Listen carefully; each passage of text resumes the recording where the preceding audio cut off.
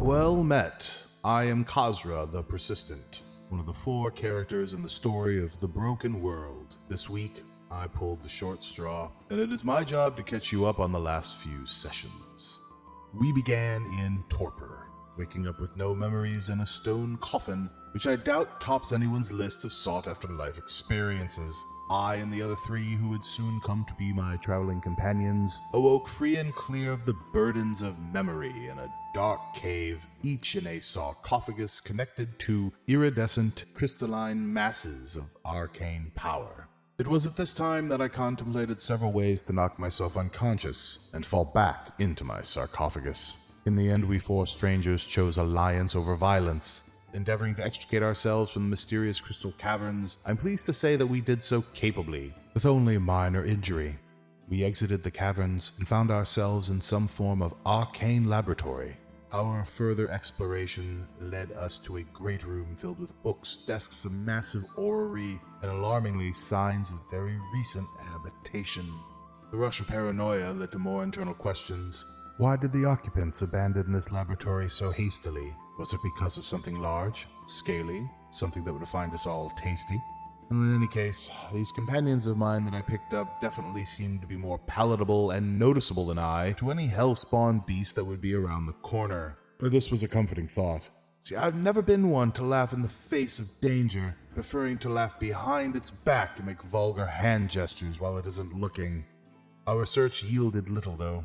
A map none of us recognized, and a sneaking suspicion that the blue crystal core to our awakening chamber was not only a focus of this lab study, but that it was also somehow very dangerous.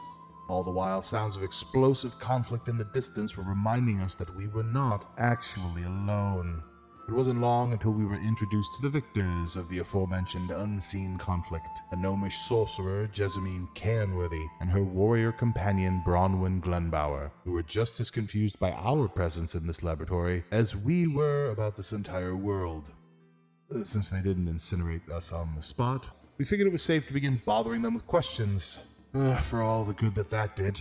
The answers almost filled me with more panic and fear than the blessed ignorance I was quickly becoming acquainted with. The gazetteer regarding our current locale and state of the world yielded 0 recognition, just that it was a calendar we did not comprehend, in kingdoms utterly foreign to us, wrapped in a political conflict with governments and secret organizations none of us knew. But at least we knew the names now of those who occupied this place, a collective. The shadowy cabal of mercenaries and mages with 0 ethics who were known to use sapient souls as arcane test subjects. Good for us. Armed with more questions than we had before, we made our exit from the laboratory and out into the fresh air to meet with Maddox Glenbower, the leader of this warband and Bronwyn's brother. While some might say it foolish to trust these maniacs, my motivation was that I simply lacked shoes, and I believed that these would be the people nearby to have some to spare. I just hoped that their kindness, thus far, wasn't a brilliant ruse guiding us unknowingly to destruction. At least our would-be murderers told us their name.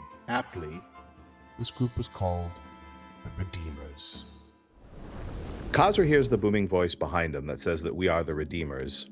And I stop for a moment and I'm like, I turn around and I try to look at the source of the voice. Or look for. Yes.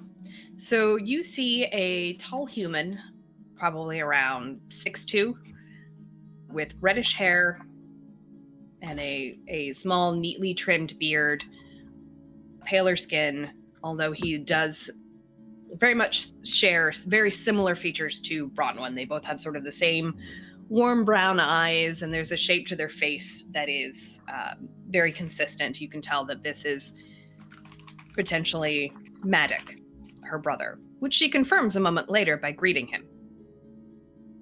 Maddox is dressed very similar to the rest of this group of folks, in just very simple but well-made kind of leather armor.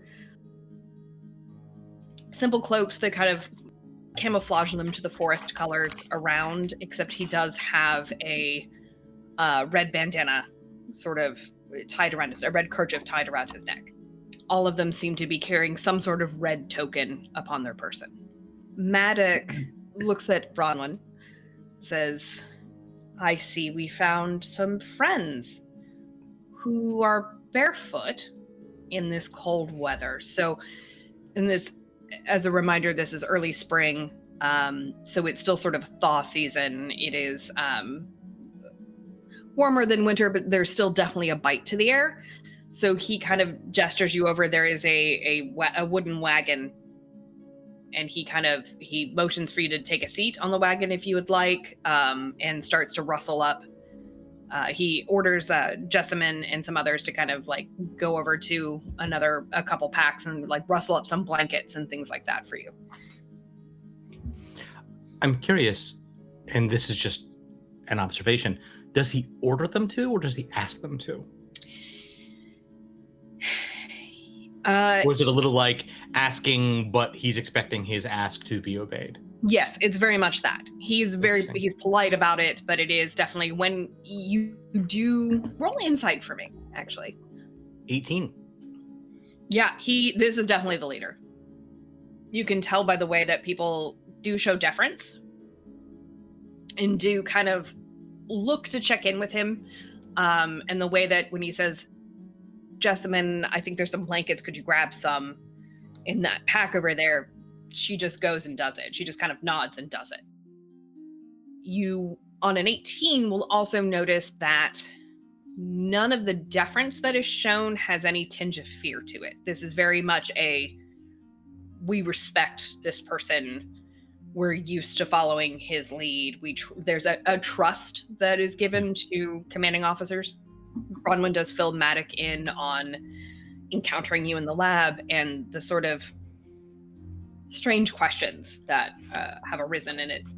The fact that it appears that not even the collective who run this facility were aware of your presence. Before taking a seat, I wanted to take a second. Obviously, there was some sort of like major conflict here as they went in and presumably killed all the people who were working for the collective. Is anyone still obviously in need of like serious medical attention that isn't receiving it? Or is it just not that kind of this is kind of a small squad kind of situation? It's a small squad. You do see, I'll give you still on that 18. You spot 2 different clerics amongst this group. One is in sort of heavier armor, sort of, not heavy armor, but more armored combat-wise, and seems to be a little more martial. And that is the one that is going around to the pyres and lighting them and doing some sort of last rite sort of thing. On that 18, as you listen, you can tell that it is a judgment, is part judgment, and then it is part asking forgiveness for their misdeeds. And the other cleric, and that cleric is a kind of a tall, again, pale-skinned human with brown hair. He's very sort of medium handsome, kind of a bog standard handsome. And then the other one is a younger half-elf, darker skin, very pretty features. And that cleric is dressed a little lighter and it is very clearly giving any medical attention to anyone who needs it. So there are prisoners as well? No, there are no prisoners. Okay, no prisoners. All right, I'm not seeing.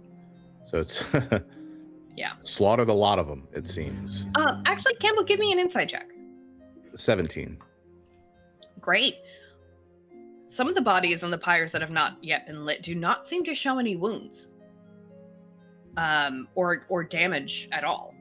And on that 17, if you look a little closer, you can see telltale signs of poison on those bodies. Right, so we're dealing with some fanatics here. It looks like signs of suicide in case they don't be taken alive, possibly. Okay. I'll follow up on that later. It does seem to be a consistent sort of poison, something you can probably, on that investigation check, identify as just like a fast-acting nerve toxin. I look to somebody who is next to me as they are providing me a blanket, and I just say, redeeming what? Like, redeemers, redeeming what? Matic kind of leans against the edge of the wagon casually, but it's very much a pose that is casual, but still a power pose in a way, kind of unconsciously. He sort of carries that air of command around him. And he says, "We aim to redeem the soul of this land." Ah, so big picture.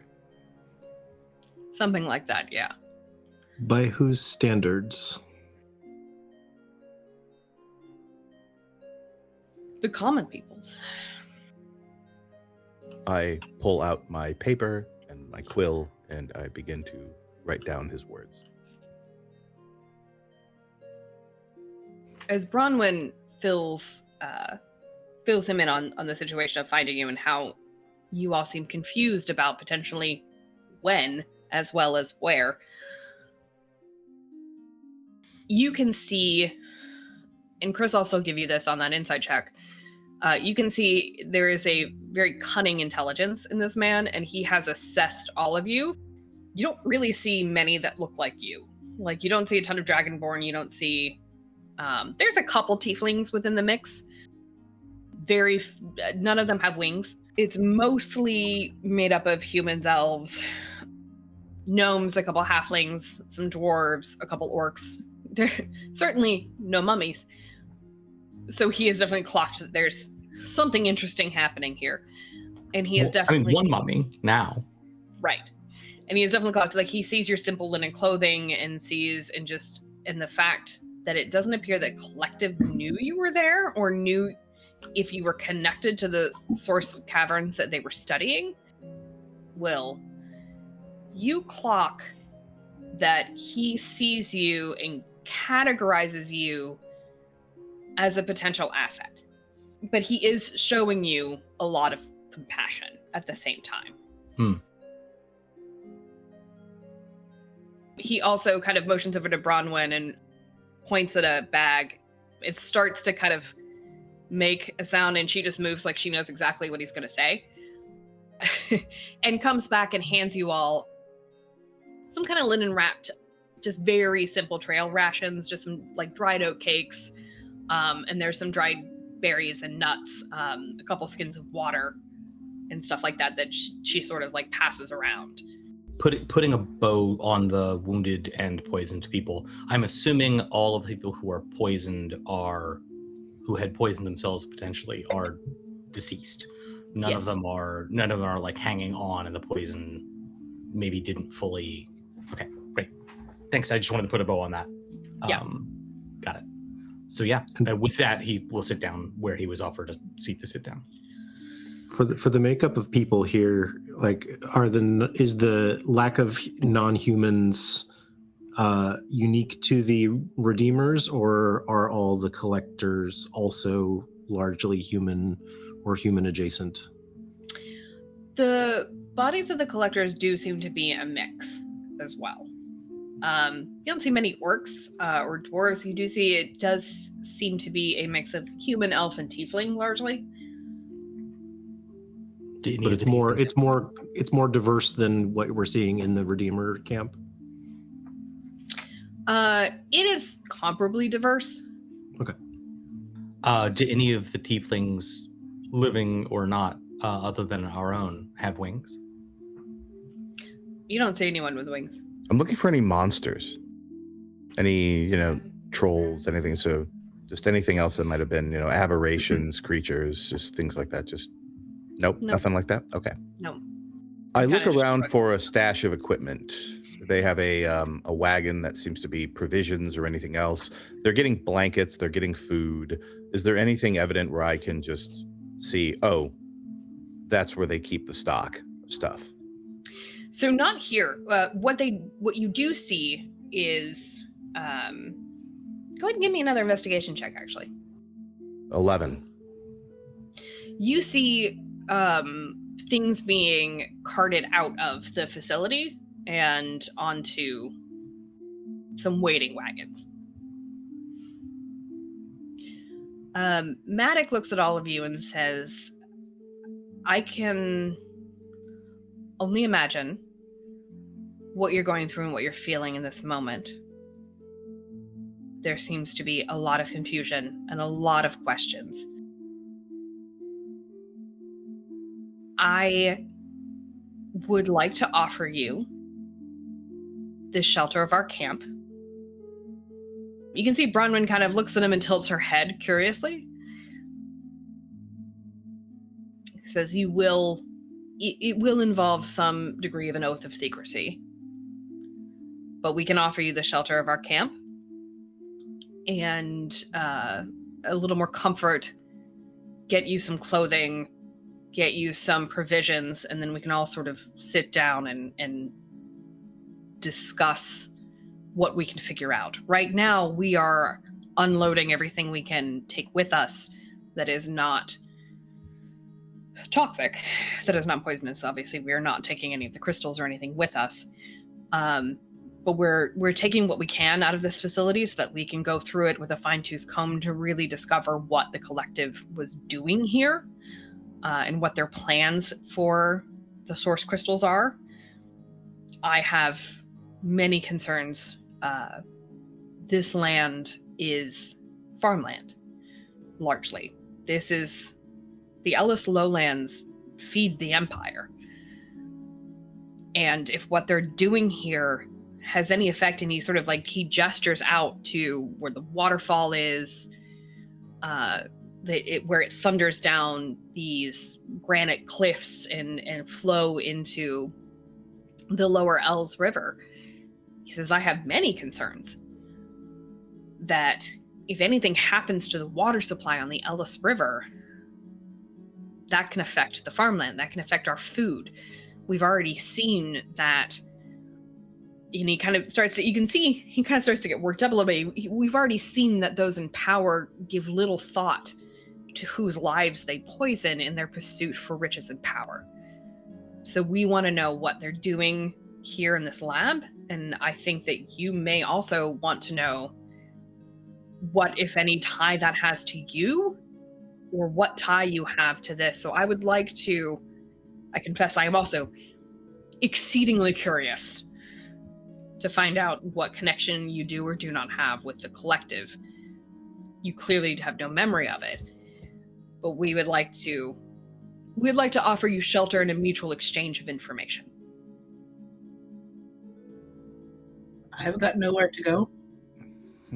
How many people are actually in this camp, like roughly? Like, is it a camp of 20, 100, 1,000? The camp, he tilts his head, he looks at Jessamine, and who's going like 6, 7. She's kind of counting on her fingers and looking upwards.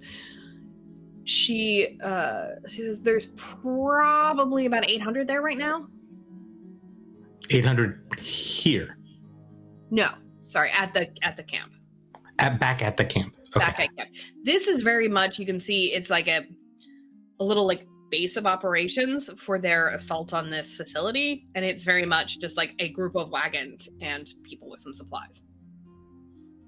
Okay.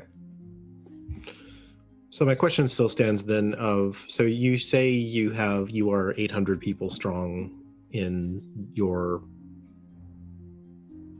campsite, base, shelter, whatever you'd like to call it, and that the people in power don't have much regard for the well-being of the common man, as you put it earlier. You having 800 some odd people at your call, and you were able to take down what seems to be a relatively secret location. Who is in power if not you? He kind of blinks a little, like he wasn't quite expecting that question. The Empire. Is the Empire the same as the Collective? No, the Collective is a secretive operation. But they're like aligned with the Empire. They seem to be. The Collective is a sort of They are a secretive group operating largely out of Silver City and seem to be confined to this edge of the Empire, to the Western Empire. We don't have any word of them operating in the East, back in Palara, but they do seem very much aligned with the Regional Council, which follows the governor's word. About some of the way through that, Will is listening, but maybe not giving it his full attention. He's like, okay. I don't know. Kazzra looks up from his notes. Right, so travel to Silver City, find a version of this collective, and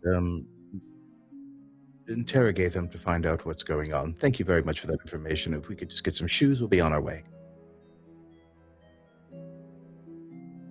And then look around and realize that nobody is kind of interested in this as well, and nobody is getting me boots, so I just sort of sit back and relax and wrap myself in my blanket.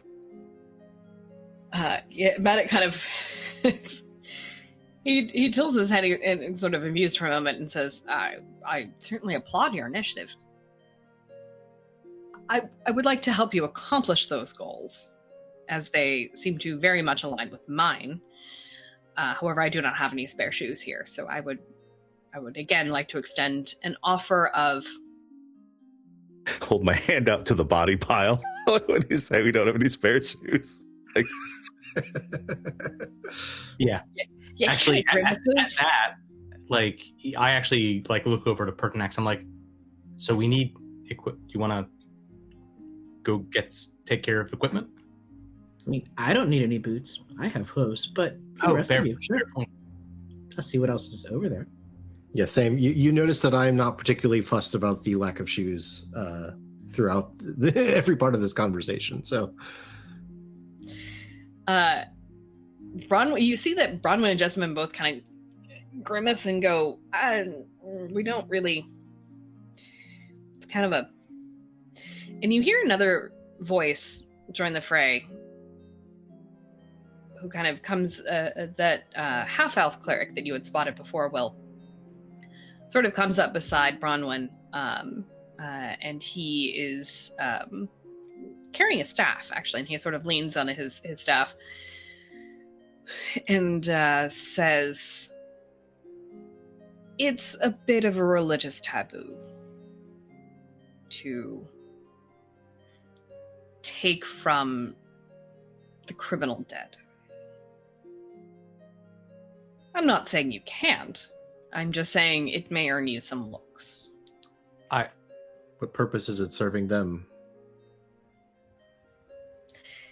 You and I agree on this point. The Order of the Sun has different thoughts.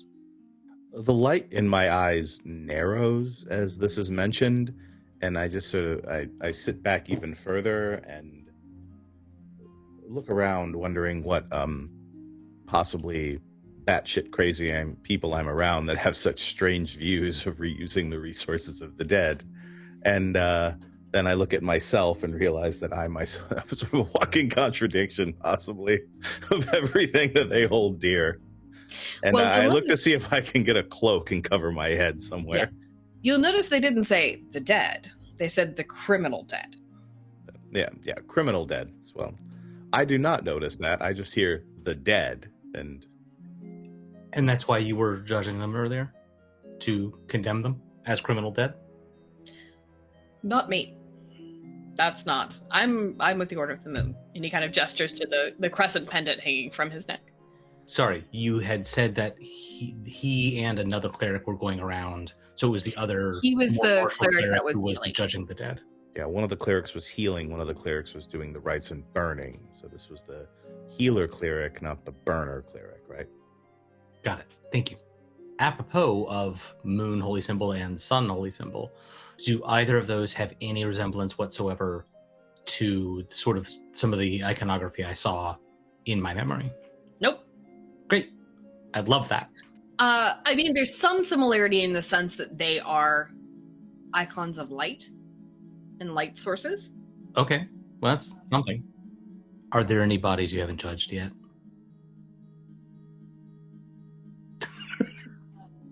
The half-elf...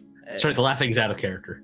Yeah. Yes, it completely flat. There is not laughing out of character for Kazzra, who sort of chuckles a little bit, and you hear this Pertinax is sort also of this like low grumble Anybody's of who haven't kind of gotten- coughing behind the metal of the mask, and sort of Yeah. nods his head and looks down. Jessamine kind of shakes herself and goes, ew. The half-elf cleric, first of all, introduces himself as Tamsin Serral.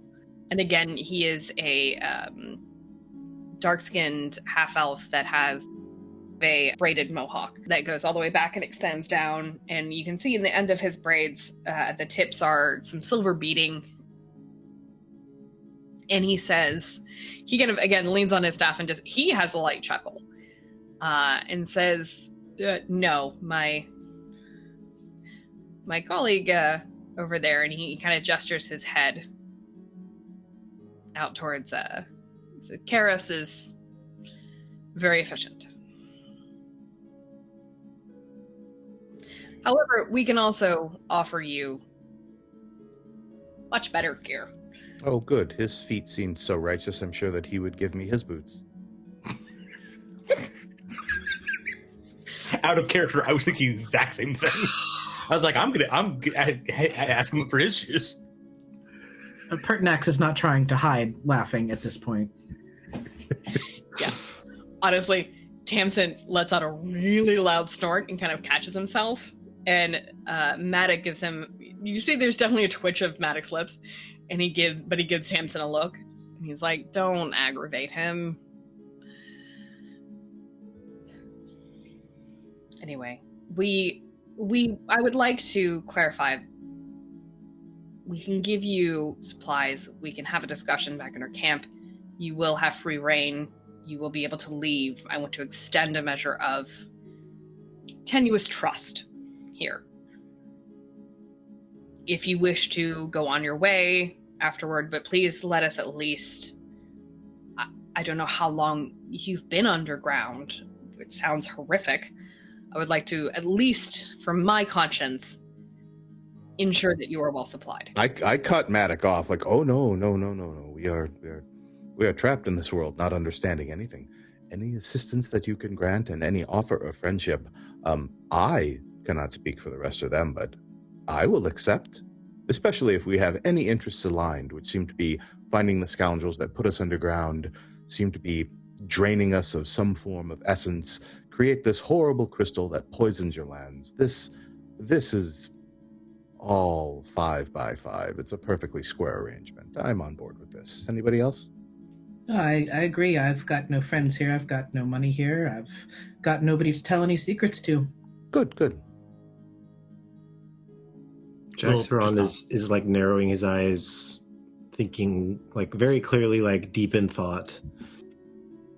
And then he says, I didn't study advanced math, but aren't squares 4 by 4? I suddenly stop and I you get the sense that I'm giving you this look. Like I kind of open my mouth and I narrow my eyes and I just sort of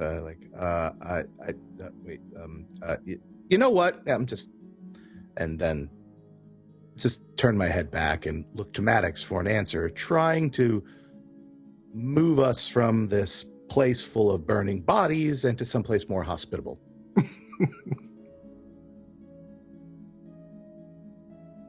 He looks to Will as the last one who has not spoken yet. Will just nodded. Just a simple nod. Tamsin, the cleric, and Jessamine will climb up into the wagon with you. Maddox, you watch as Maddox disperses throughout the camp, kind of patting people on the back, checking on the injured, ushering the injured up into their own separate cart, and kind of giving directions, very much organizing this kind of chaos post-battle. Things are brought out very efficiently from the facility and loaded up onto various different carts. Anybody who wants to, give me an insight check. 19. 13. 7. Yeah, your wings kind of feel a little bit achy with it. I think that kind of thin membrane does not particularly like any sort of frost remnant. The rest of you, did you all three get above 10? Mm-hmm. Yes. Great. Anyone get above 15? Kazzra. Those who got above 10 will definitely notice that there is a level of efficiency here. This is a very well-oiled machine. It's a very well-trained group. You don't see any sort of like infighting or jostling or anything like that. Everybody seems to work together, and there's a very clear chain of command. Will, I think you will actually clock that whoever organized this group, and even you can tell probably from his bearing and how he moves, this group was trained by someone who is intimately familiar with military tactics, and you're almost positive that person is Maddox himself. Yeah.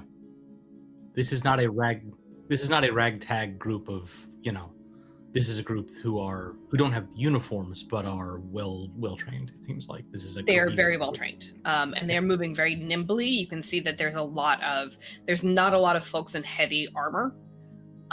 You can see that this group in particular was very much, there's probably about 20 people, and they're very much mostly leather and cloth armored, largely stealthy, fast. And Kazzra, you will note, this is very much unlikely the only facility belonging to the collective that they have cleaned out. You remember Bronwyn saying something back in the laboratory about having seen what the collective does to experiment subjects. So this is very clearly not the first time that they have fought a group of wizards. And particularly how this group organizes. They seem very prepared for it. The wagon starts pulling away. It's about to. Like they're just loading up the last bits. I turn to like Pertinax and Will and Jax, the group, and I go, that man seems very well liked. He needs to be careful. I could get him into trouble someday around here, I feel.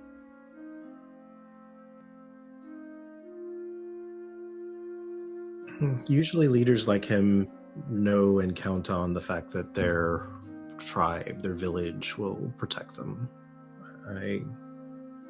He doesn't strike me as the type who necessarily hides behind them, but he also knows he has the strength of his people to support his goals.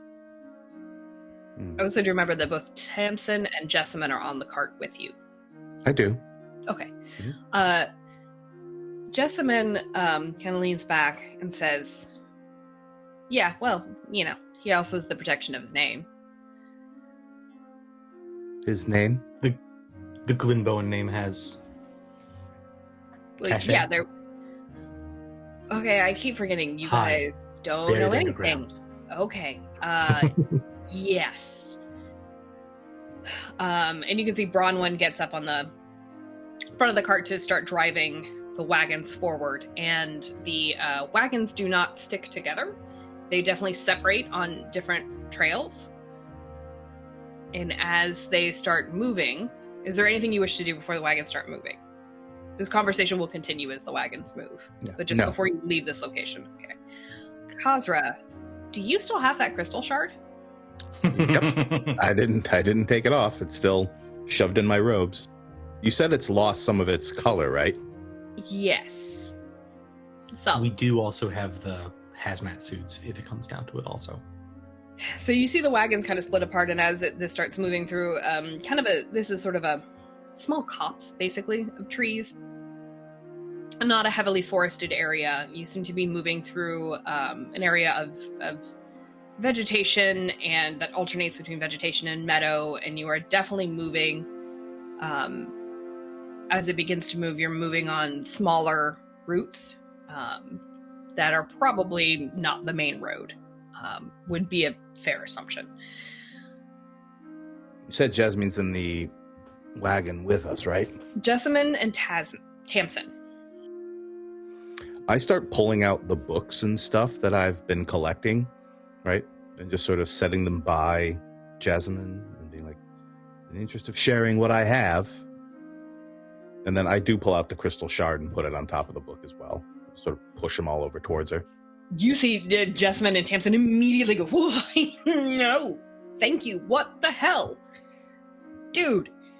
I have temporarily forgotten how toxic they are, so I'm just like, what? You see Tamsin kind of moves forward and kind of, with his hand, sort of creates sort of a shield around that pile and looks at Jessamine, and Jessamine is immediately opens a pouch that is tied to her belt, shoves her hand in and goes, I know it's in here, I know it's in here, I know it's in here. Yep, okay. And lifts out a small lead case. She kind of flips it over, takes out a weird looking gemstone, tucks that back in the pouch, takes the shard, puts it in the lead case, closes it, and then hands it back to you. She's like, okay, we're gonna be careful with the no-no rocks. I shake it slightly in the lead case. Ding, ding, ding, ding, ding. She just stares at you in abject horror. Tamsin... She watches I goes, shove it into my chest cavity and close it back up. Tamsin has sort of released the field around the book and goes, that's actually a good question. Do any of you need healing, having been around and exposed that long to anything, to all the crystals? I believe Will's question might be more poignant. Are we, due to our exposure, currently poisonous to all of you?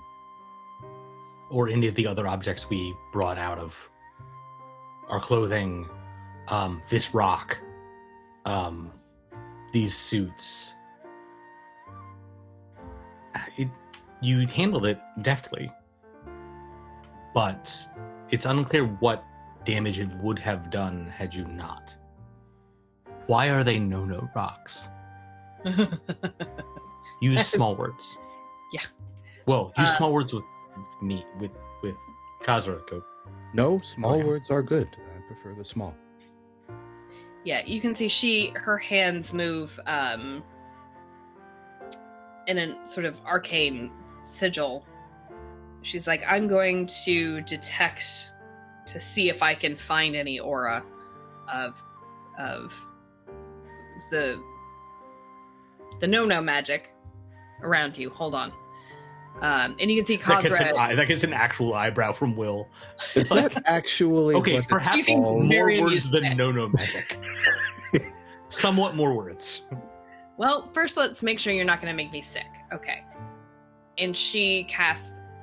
Kazzra, you'll immediately recognize it as detect magic. I'm an amnesiac. I'm glad I do. I might not. So. Yeah, you do immediately kind of clock what her movements are. This is where I ask you, and Pertinax, is there anything magic about your masks? No. Yes. Great. Kazzra, I'm just assuming there's just a bunch of arcane shit that's going to ping on her radar there. So she kind of looks at you and goes, bad example. Kind of casts the field wider to look at the rest of you, and then drops it after a moment and says, I'm not detecting any sort of magic coming off of you that is concerning. Tamsin, she looks to Tamsin to explain. She's like, I feel magic and I don't words. Tamsin, kind of, he reaches over and he kind of flicks one of her curls. And remember, she has this kind of this mane of curly hair that ends in tips that are very brightly colored, that matches her brightly colored nails. And he's like, no problem. These rocks we call source crystals. They were once believed to be the source of magic itself. A lot of that theory has been debunked by the Order of the Golden Dome, which is the largest He kind of catches himself as he's saying, this has been debunked by the Order of the Golden Dome, which is the largest college of wizards within the Empire. So that's been debunked, but the crystals, what we do know is that they radiate a very powerful magical aura, so powerful in fact that it makes most people sick within minutes. It's tied into some sort of primal life magic, and it tends to produce mutations and alterations in the life around it. It's very unpleasant and will kill most people within hours to days, depending on their constitution. Mutations? What will it do to people? What will they, other than kill them? Yes, describe in detail the manner of their death. Do not describe in detail. High level. Small words. High level. Summary. And then later, detail. On a player note, he goes on to describe a death that is, or symptoms that are very similar to what you as players would recognize as radiation poisoning. I was about to say, yeah. But it's somewhat different. Like they themselves, once removed from the area of contamination, they themselves are not radioactive, for lack of a better word. They're not magically radioactive. We're not radioactive. No. This is more of a might give someone spider-like powers radiation, not a real-life radiation. No one has spider powers yet? Maybe we should bite someone. This is like this opportunity. I guess it expanded on this sort of mutations aspect. I mean, you say mutations, but you're describing tumors. Essentially, there are some documented cases that we have recovered from other collective facilities that seem to indicate that some of these wizards within the collective believe that there might be a way to control the mutations without killing the subject. The trait of wings is uncommon. It still does occur, but they noticed in some tiefling patients, for example, and you can see here he does the quotation marks around the word patients. They did notice that some of the growth seemed to resemble sort of vestigial wings growing in before patient death. There are other indications as well of gnomes, of elves, growing more fey-like traits before death. And so, but invariably, this magic it just kills them. It's just too strong. It's too, whatever it is too concentrated, too powerful, and no one has found a way to successfully channel that power. So what then, by all of the hells that could possibly be, were we being siphoned into these things? We don't Or is know. it possible it was siphoning into us? Something inside of me says no. I feel as though there are gaps in myself that are missing. There are things in my memory, things that the muscles that I have atrophied, or they want to do, but I cannot recall. I get the strong sense that something was taken from us, not given to us. And when we removed ourselves from the chambers, the light fed towards the crystals to die, not towards us. There are a number of factors in me that just feel that if we were being fed some sort of energy for nefarious purposes unknown, then we would be more monstrous, not here wondering. Now, that might be something down the road that would be happening to us after we reached a critical point, but now this is just all academic. We really know nothing. except that these crystals kill whoever comes in contact with them, but have no effect on us as far as we are aware. You can see up on the driver's bench, Bronwyn sort of turns around, looks over her shoulder, and goes, "That's really creepy and weird. Also, really messed up. Sorry for you guys. That sounds really messed up. The whole thing sounds messed up." She turns back around and keeps driving. I'm just nodding, listening to this. Like, indeed, yeah, this is messed up. This is maybe an important question. Does anyone else in this world, and this is in character, I'm asking this, has anyone else had an experience in their lives of a presence, another voice, an entity telling you that you serve?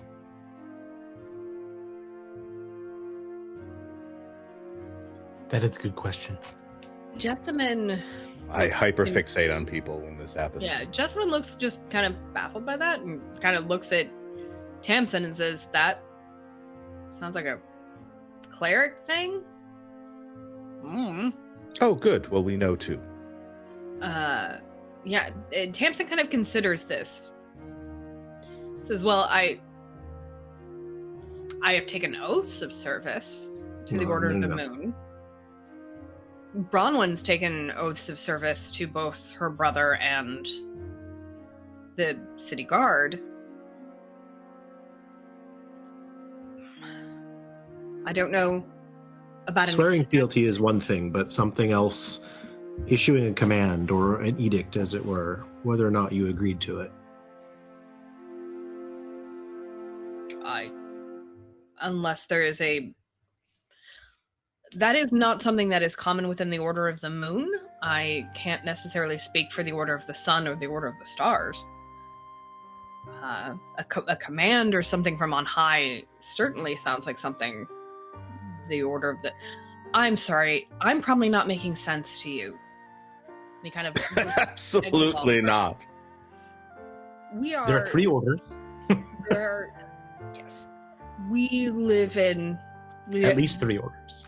We live in the western portion.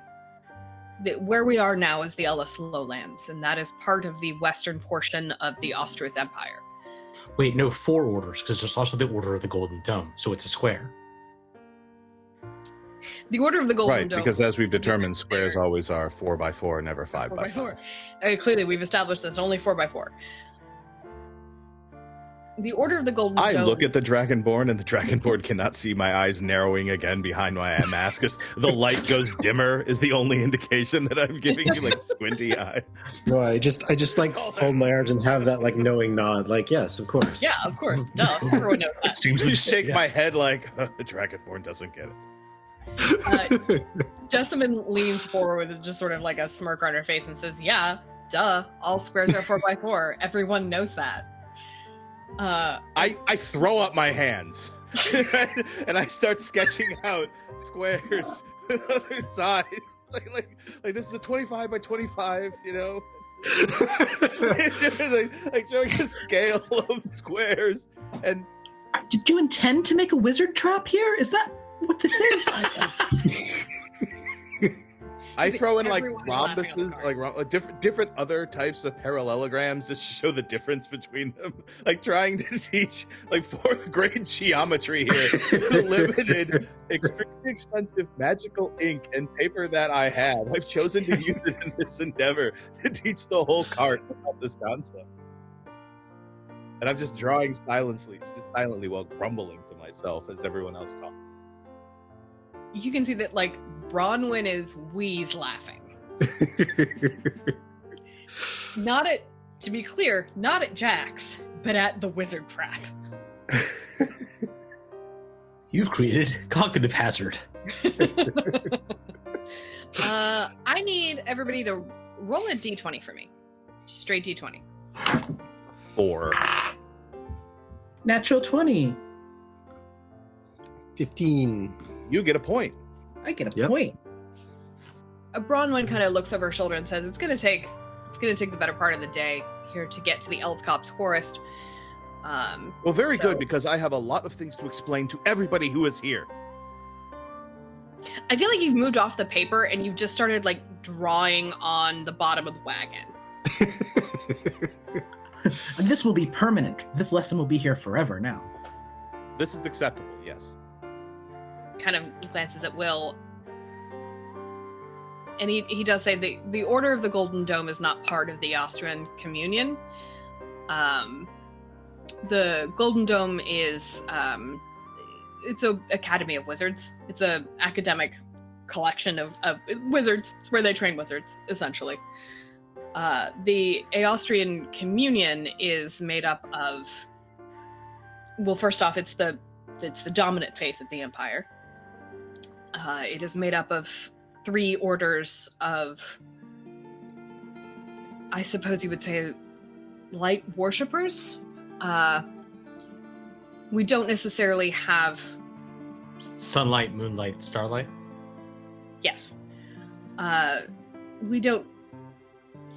We follow the teachings of the prophet Eostareth, who banished the darkness from the chasm. I am happy to lend you any books you might wish to read to learn more.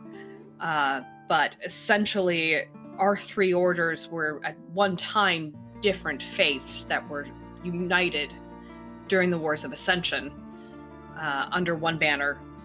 And we carry with us different practices and some different traditions, but with some unifying principles of all sort of light operating faiths. The Order of the Stars is very much an order of divination, prophecy. The Order of the Sun is very concerned with, they're a more martial faction, they're a more law-keeping faction. Justice is sort of their guiding hand. The Order of the Moon, like myself, we are more concerned with domestic concerns, healing. We are very much concerned with the welfare of people. But as you say, the command, anything that would command from on high certainly sounds like something that, as far as I know, is not part of any teachings or traditions of the Order of the Moon, but perhaps the Stars might know something. Sorry, Campbell, what? I was going to say, you refer to them as the Austrian Empire, yes? The Ostruth Empire and the Austrian Communion. So, one is the same? Well, Jessamine just starts, like, just a loud snort from Jessamine. Hold. You spoke of banishing darkness and of light and of these altruistic concepts that seem aligned with the positive removal of evil and darkness. And then this empire, it seems to have a similar name, is spoken of by your redeemers as quite the massive source of evil and injustice. There's a lot I'm trying to unpack here, so just kindly give me the small words version. Jessamine nods. She says, my reaction had nothing to do with you, only people like to say good and noble things about their intentions, but it's what they do at the end of the day that matters. And Tamsin sort of nods and says, I realize the conflation that's happening here. They do sound similar. The words sound similar. They are spelled differently. Ostruth is Austruth.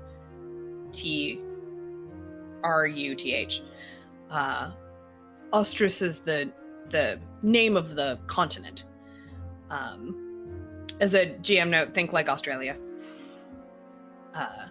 It's Ostrus is the continent.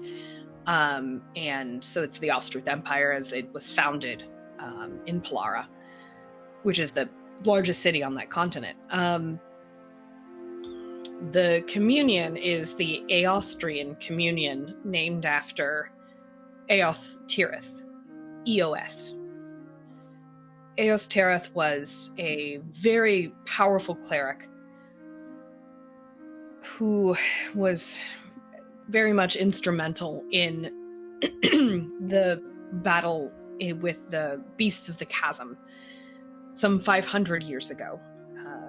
There was an influx of dark and monstrous beings at a place called the Cavern, which is the Chasm, which is a very large canyon to the west of Silver City. We don't know from whence these monsters hailed. We still don't quite know what triggered this, what happened for these beasts to emerge. But it was a very long and very dark fight until Eos triumphed in battle along with his two compatriots, the First Emperor and the famous general Thesekar. Darius Alumonth was the first emperor of what was then known as the Shining Empire. And Darius and Eos were lovers, very famously. I hold up my hands and I kind of hold them up at, let's see, our young gnomish friend full of color and much history. And I go, I believe I'm running out of paper. This was Tamsin sort of going on through his faith, and Jessamine sort of kicks him in the knee and says, "That's your cue to shut up." We got books. You can look in the books. It's a pretty famous story. But whatever 3 people did that was good, thousands and millions of people together don't always hold true to the same principles. The communion is part of the Empire. It is one of the arms of power of the Empire. It's not to say it's necessarily a bad thing. We have communion clerics that work with us who believe in a different form of governance. But the communion as an institution has its power base centered in Pollara, and Pollara is it's very far away, but exerts a lot of control. Well, thankfully, we are far from it. You trust these clerics in spite of them being sworn to Imperial designs? I do. I trust Tamsin. And I trust, if not like, Karis. I want everyone to make me another d20 roll, please. Did we really fully resolve the first one? I mean, there was a nat 20 involved there, so. There was, yeah. Okay, great. I only got Well, I got a nat 20 this time, so. 7. I got a 3. Yeah. You'll notice now that you've moved into sort of out of tree cover, in that you're moving through kind of freshly tilled and fields that are being planted. Kazzra specifically, give me a perception check. While that's happening, Bex marked down an archetype point. Yeah. I did. 16.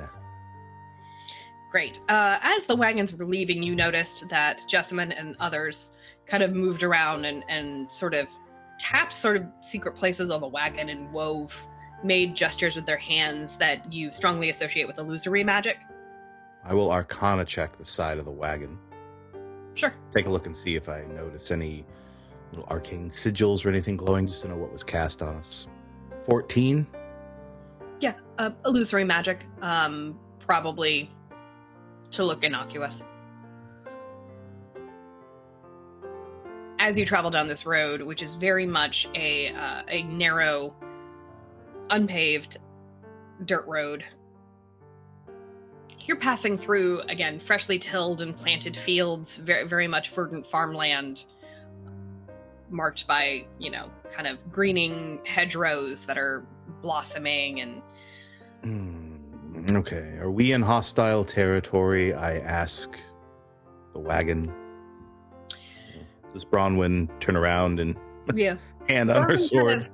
Bronwyn goes, no, we're in the Alice Lowlands, which is we are not in any area of conflict. However, we like to move in secret, as there are occasionally garrisons and patrols of Imperial soldiers.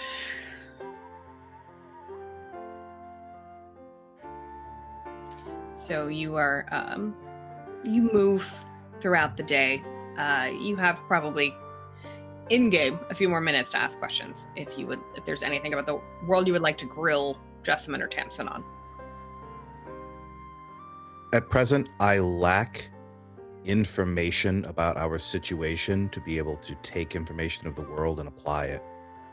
I have a little bit of a basis. I understand some of the history, but right now, as much as I appreciate the fact that our young cleric is trying to grant me, well, he's half elven, he might be older than me for all I know, is trying to grant me a history lesson, that what I would like is a book to study this on my own, and I want to find one of these members of the collective, and I want to strap them to a chair and get answers from them. So, and that currently is Kazzra's main focus, is to ask questions of those who put me here, and that will be all.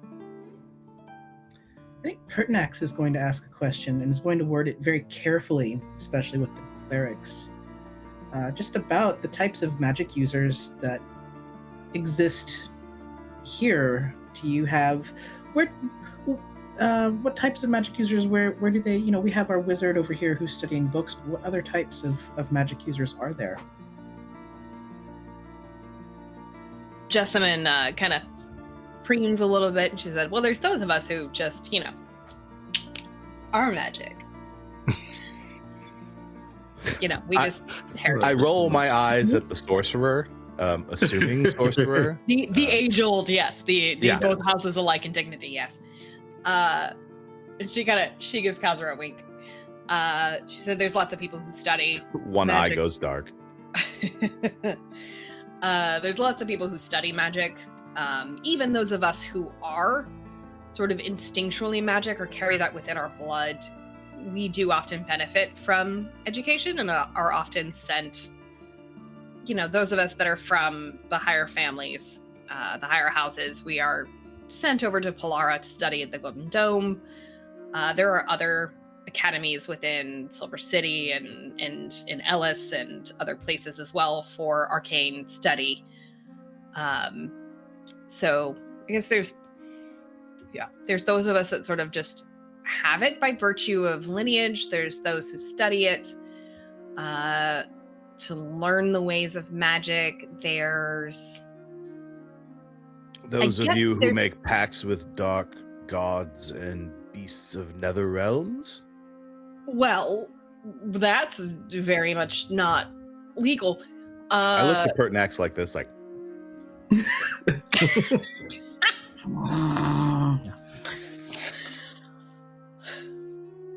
She says that's very much not legal, although pacts are, well, within the Empire, that's not legal. I have heard of a lot of that up in the Dales and other northern areas, and who knows what I am sure so much of what we have witnessed in the past several hours has been completely above board legal, but I do appreciate that the Empire does not view those who make pacts with deities and creatures of other realms for their power to be a thing that is what you would want to share in public. There are still, in the Ellis Lowlands, there are still legal pacts with Fae. One can bargain at their own peril with the Fae for power. That does happen. So it truly depends on to whom you would grant your services, and they would watch for that, indicating that there is some tension between perhaps beings of power of certain realms, but the Fae is above board with imperial motivations? Well, the Fae are here. It's not possible to access the Fae realm anymore. So that's part of it. Yeah, when you say the Fae is here, Kazzra immediately begins looking around for like strange wings or flutters or little tricks of light in the trees about, like the Fae are here. Like, wait, what? And as opposed to you, yeah. Yeah, they're all over the place. Some of them are in the lowlands. They tend to stick to the forests. Most of them are up north, up in the Great Northern Forest, up in the Dales Alliance. There's Fae elsewhere too, over in Altera, but it's complicated. Ellis has a long history of Fae diplomacy, I guess you could say, but it's more about the intention of the magic user, which is why certain pacts are not legal. Yeah, that makes sense. Yeah. Any other questions from the group then? If it's the intent of the user, then what difference does it make the source of the power? That doesn't really comport. I don't pretend to be a philosopher, but what I know is that if you're making a pact with a dark god, whatever your intentions, your actions may get skewed. Is the thinking behind the legal code? I kind of agree with you, but there's all kinds of bad stuff I could do if I wanted to. But, as we've seen, the collective and certain wizards have no compunction about using their magic for bad stuff. Kazzra keeps it to himself, but in the back of his mind, he gets the thought when it's said, like, well, when you make a pact with a dark god, it's like, oh, and you may get seen as being evil or somehow. That's how I take that comment. I think very hard, like, it's a strong guffaw, like, such outdated thinking. But I say nothing and just pull back and watch as everybody comments. Yeah. Not really knowing where that's coming from, but something in the back of my head says, power is what you make it, however you care to use it. But I maybe not share that right now with this wagon. Oh, yeah, not sharing some things with the wagon for sure, yeah. Body language may give away that I have thoughts. However, no words leave the mask of bronze to grace the group with my wisdom. Neither of them are particularly perceptive. I do love the ancient mummy of unknown age saying, these people and their outdated practices. The irony is... Yeah, I can't believe these fuddy-duddies. While I am here, stuck in their old ways of thinking. Future is now, old man.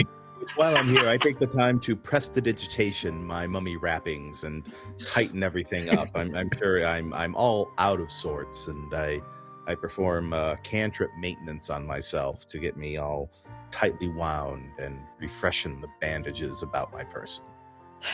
Both Tamsin and Jessamine kind of watch this process, but kind of curiously. Tamsin says, if it does not offend, I would suggest saying for now, if it is not offensive to you to potentially lie, as you do not remember where you came from, I would suggest telling anyone who asks that you are from Riven. It is a city within the Dales Alliance that is proximate to the Bone Swamp and known for necromancy of a more palatable nature. Whereas a lot of forms of necromancy is very much restricted within the Empire. Riven, you say? Riven. However, the Ellis Lowlands in particular have again, long-standing treaty with the Dales Alliance that as part of the peace treaties involved in becoming part of the Empire, these our relations with the Dales Alliance. No more paper. Do you have a book? We have many books. By the way, and I look over to the Dragonborn and Jaxiron. I hand so much, like, just geometry notes, just all of them. There's a sheaf of geometry. It's like... Is this in case you need As the to start Dragonborn another turns fire? away, I just drop in the lap and then it looks back. Oh. I can try to make it as subtle as possible. Yeah. 12 sheets of well-drawn notes. Anyway.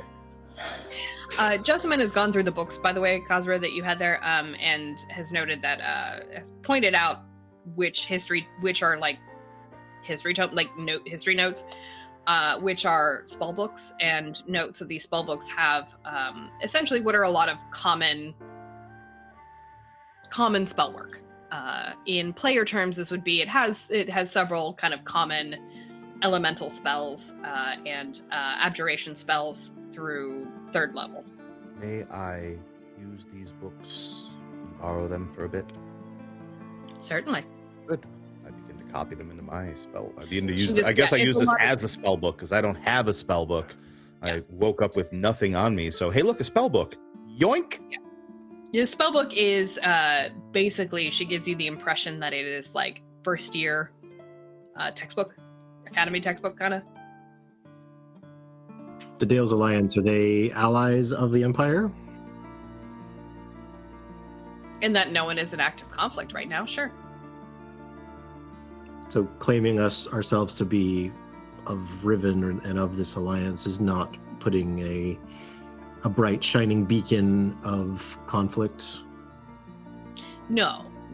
I would say your mummy friend, mummy.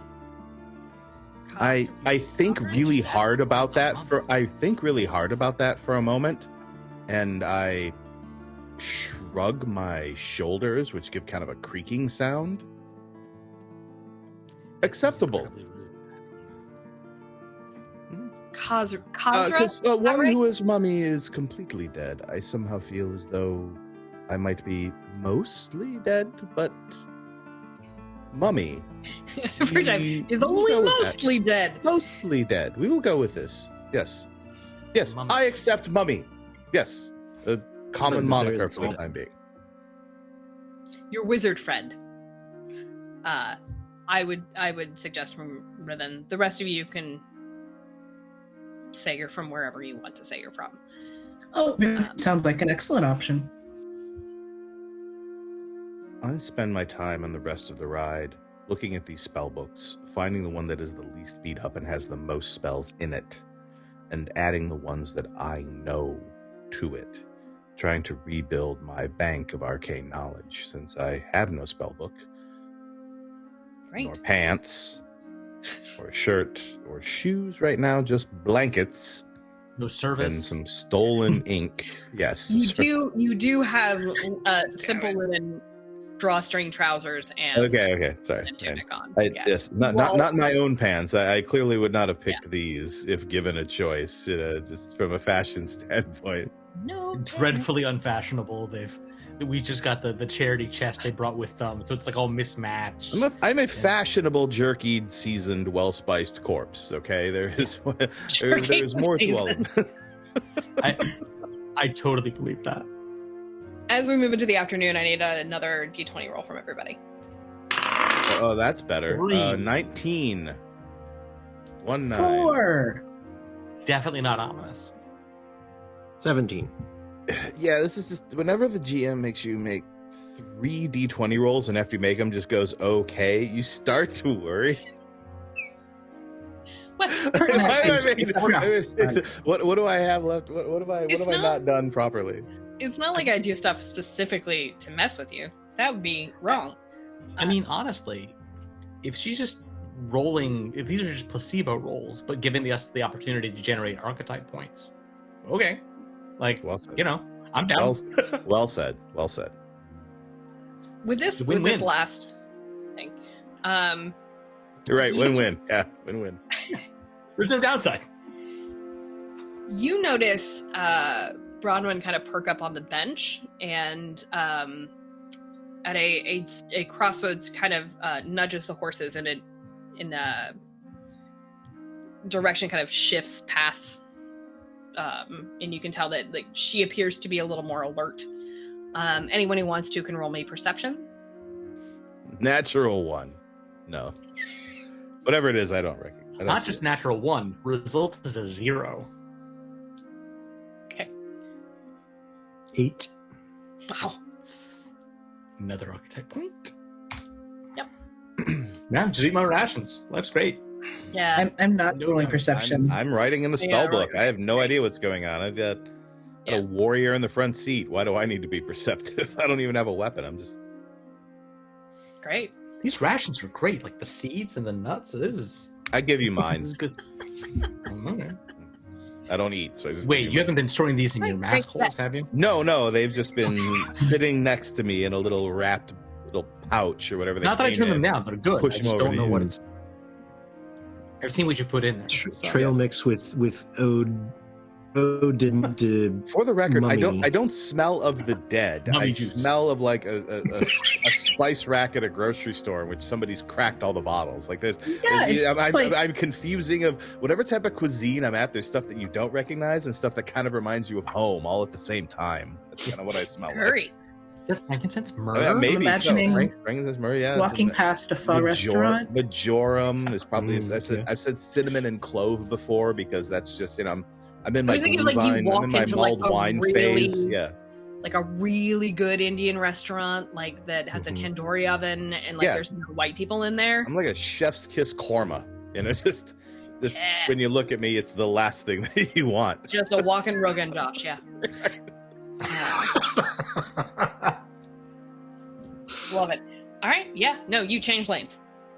Cool. Great. Good Change times. onto a different path. I don't see any way for this to end badly for us. And Bronwyn kind of looks around for a bit. So as the afternoon goes on, you're nibbling on your rations, you're How far scribbling, is you're this kind camp? of. She said it was going to take the better part of the day to get to the Elscops. Mhm. As you're doing this, Short rest. yeah, absolutely get a short rest. Actually, apropos of that, when he finishes his rations, Will's actually going to take out that chunk of rock that he grabbed from earlier, and he just starts kind of fussing with it. And like after a while, he's clearly just looking for something to do with his hands, with his attention, and like actually kind of takes the rock and starts like, just like tapping it against the bench and just sort of like almost like beating out a tattoo of the drum in the drum sense of the word, with the rock and the bench, and just sort of like and it's kind of like he seems to actually not be terrible at it. Like it's actually kind of like an interesting like, oh, there's something happening here. You're tapping out a beat. Okay, this is a good spot for something that I wanted to do on this, which Pertinax wants to test and see. Test what will happen if he tries to cast something. So when you start doing that, I'm going to attempt to cast Minor Illusion, just a cantrip, to just make a little lute music that would go along with your drum beat. Am I successful at this? It's an interesting question. So, give me a perception roll. A natural 20. Okay, ridiculous. All right. Wow. Okay, great. All right.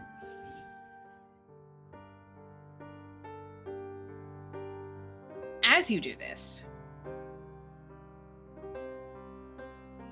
we're gonna trigger a memory for you.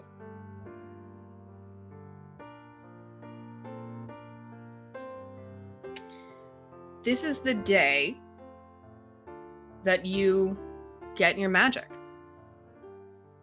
How old are you?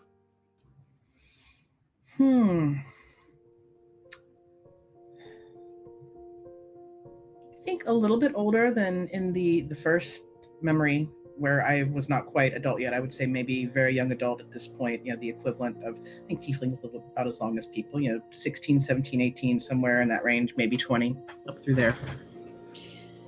So getting your magic the way that you get your magic, is this something that is common for your people? I don't know about common, but it's accepted and not unheard of. I certainly would know other people who had done this. Is this done in a secret place, or is this a sort of public place of worship of some kind, or acknowledgement, a shrine? No, it's something very personal, generally, and is usually... there might be some people who would do this with somebody else who would help them, but I am not one of those. I'm doing this on my own. Do you summon something to you, or do you go to a place? I think I go to a place. Describe the place. Is it outside? Is it in nature? Is it a man-made structure? It's I've gone into a cave, and I've actually been walking through the cave for a while until I've reached where I've been looking for. I've been going through. It's been fairly dim. I can see it in the dark reasonably well, and brought a torch for when it's too dark. And I've probably walked about an hour, and I've reached sort of a big cavern that's got some kind of... there's a hole way up and way up above me. I mean, hundreds of feet above me, where there's a little bit of light coming in, and I can see that there's other rock formations around. It's all very natural. There's nothing that's carved or anything. Are there any, there's no cave paintings? There's no... There might be some paintings and markings on the walls. They're hard to make out, and they're old. Do you move in darkness? Do you carry any light source with you? I brought some torches down, but when I've come into this room, if I had used them at all, I've extinguished them by this point. So as you first walk in, before you extinguish, excuse me, before you extinguish your torch, I think you see sort of as the firelight flickers on the cavernous walls, those places that hold those ancient, unspeakably old markings, in the flickering firelight seem to move and almost seem animated. And then you extinguish your torch. Describe for me what follows. What words do you use to call this power to you? It doesn't answer. So I will say I immediately... That perception of seeing the paintings move is a good omen to me. This feels like I immediately feel like I'm being accepted into where I am, and I sit down and I just start talking, not in anything, not very formally, just saying hello. I've come here seeking magic. I've been studying on my own. I've been talking with other people who have followed this path with other entities, and somebody who told me to come here and to talk to you, and about seeing if I could strike a deal with you to learn magic properly. You hear this deep, resonant whisper that seems to... It is so deep, the timbre of it, that it seems less to strike your ears and more to move up through your feet and vibrate through your entire being. This is the voice and timbre of something that is unfathomably large and old and deep. And this whisper says, "Hull One, child, you seek, you search. What will you give me? What will you give up for this power? There must be balance."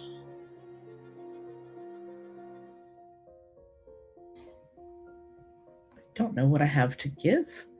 My service to you, that's all I have to offer right now. Your service has been sworn to the world, to your people, to your community. What is for me? Your heart? Your soul? Your mind?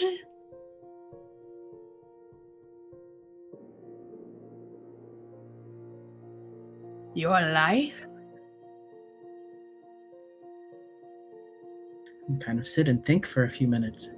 Oh, what direction am I going to go here?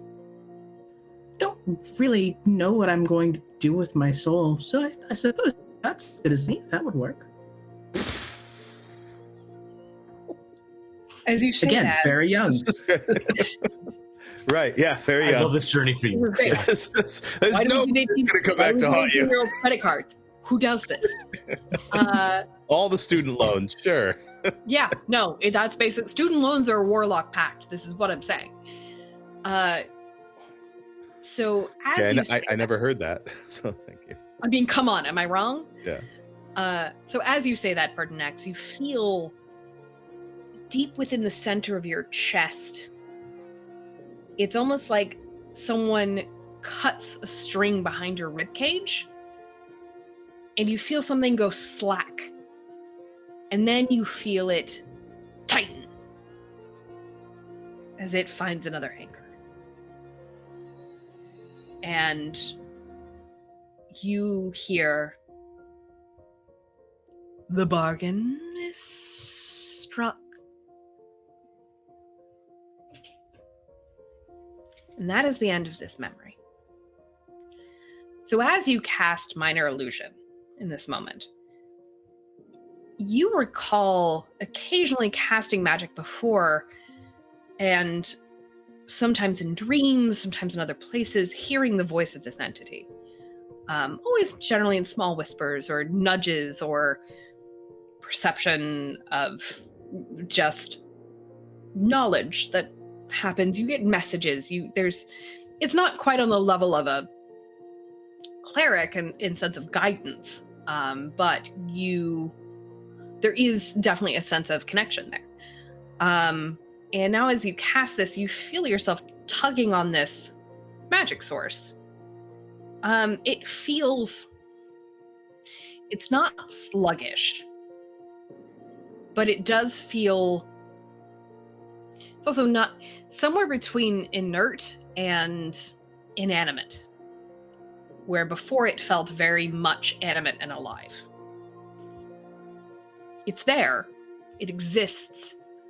This pool of magic that you draw from. But it's different. Oh, interesting. The music plays along with the drum beat, right? Mm-hmm. Okay. It's a little sad, actually, the music is. The music helps, but Kazzra raises up his head and his eyes get very bright. And of that look of staring at your child while they use a pair of chopsticks and start banging on the table, I just reach over my hand and I just thump, put my hand on who's playing, and I look over. Is that incessant drumming necessary or helping, or are you just bored and trying to spend more time, because it's really interrupting the process of writing spells in this book at the moment? With that, like he pauses and he says, "What? Yes, it's necessary." Removes your like physically like removes your hand. I tear off a piece of wrapping and I looks over it in to my Pertinax ears for a and says, "Please continue."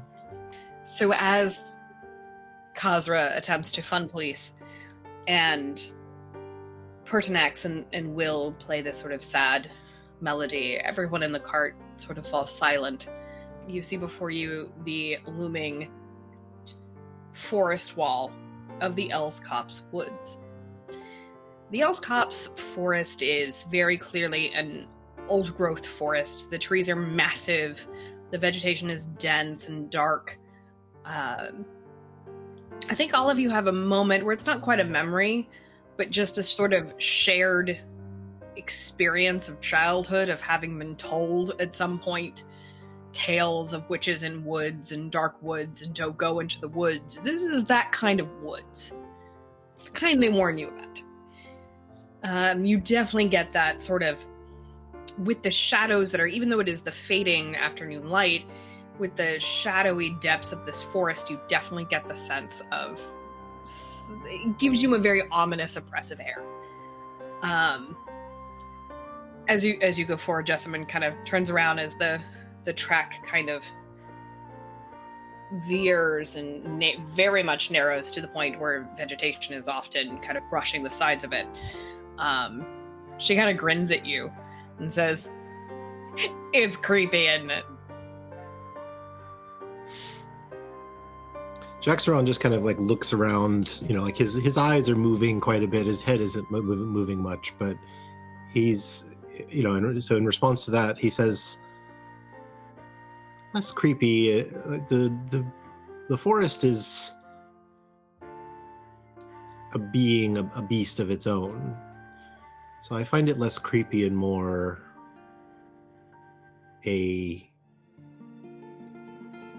this is its introduction. I'm learning about who it is the same way that you and I would introduce ourselves by name." I stop for a moment and look at Jax, not expecting something so poignant coming from the Dragonborn. Like, I thought you were going to say, "There's a tree, go chop it down." I don't say this out loud, but just one eye gets brighter as my head turns. And I listen. Is there wildlife in this woods?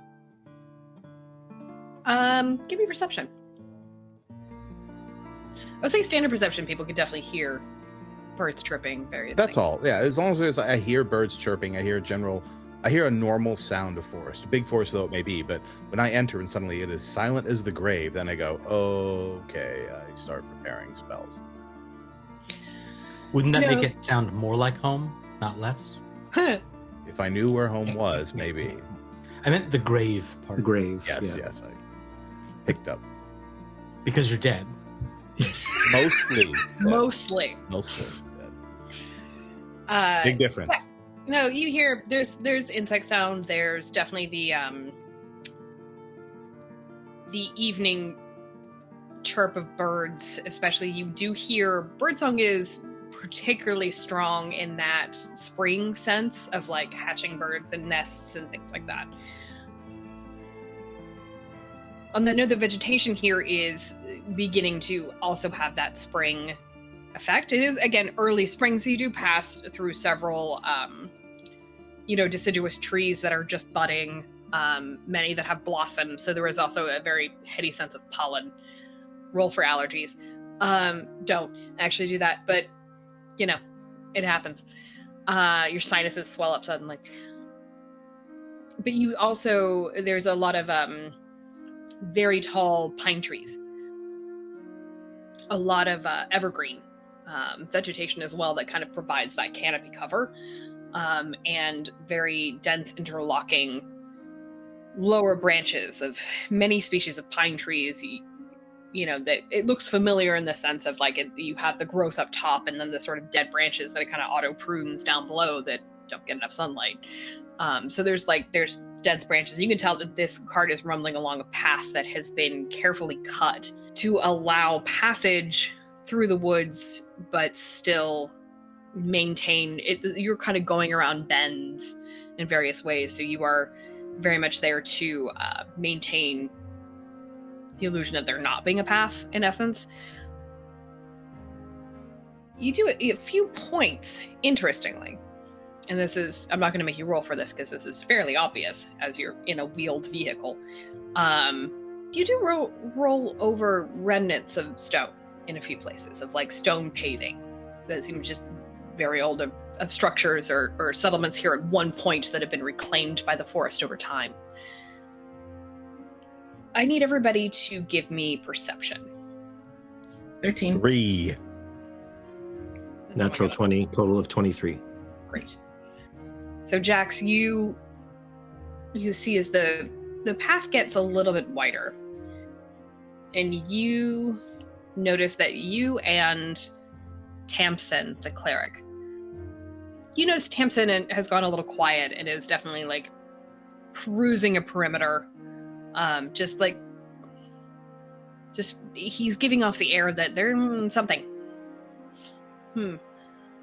Something's off. He notices you looking as well and kind of points down to the path where there appear to be wheel ruts that are, I would say, recent enough that someone has been through here recently, but not so fresh that it's another of your cohort. And turn our attention to roll 20 here.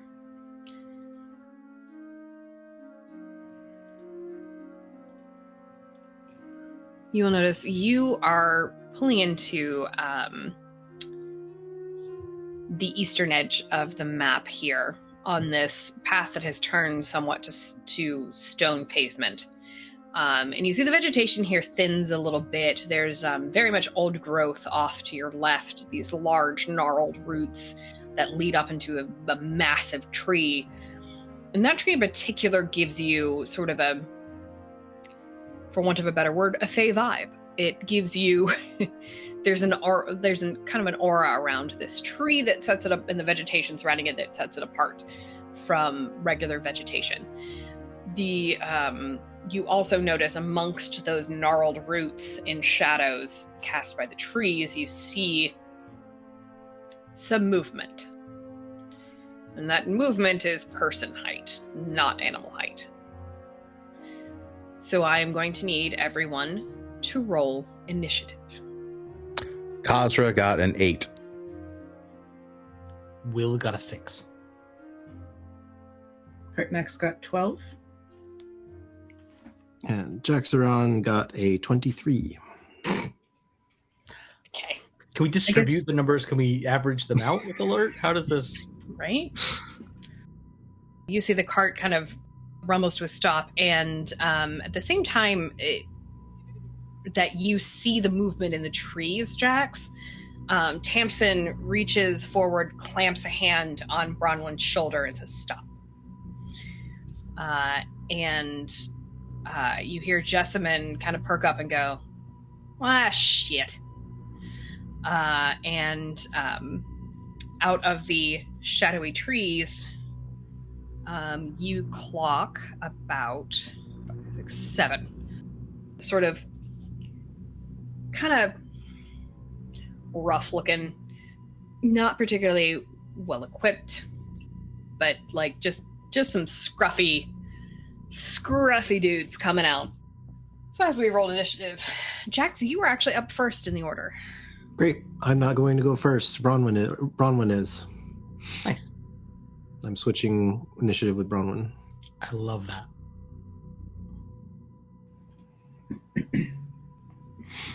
Jaxiron lets out a low growl and says, "We have company." Bronwyn drops the reins and hops down. Actually, no, she's not going to hop down. She's going to stand up on the bench. And she's going to take out put her hand on her sword and kind of like take it up and whip out her shield. She's like, "State your business or get the fuck out of my way." And she's going to kind of level her sword at this bandit up here and goes,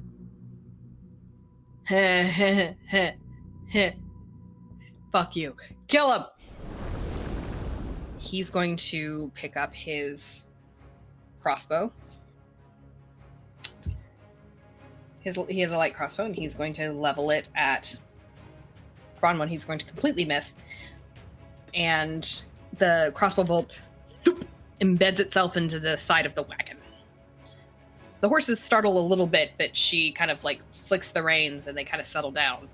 Jessamine hops over the side of the railing and looks at the guy that just shot at them and goes, "Man, that was dumb.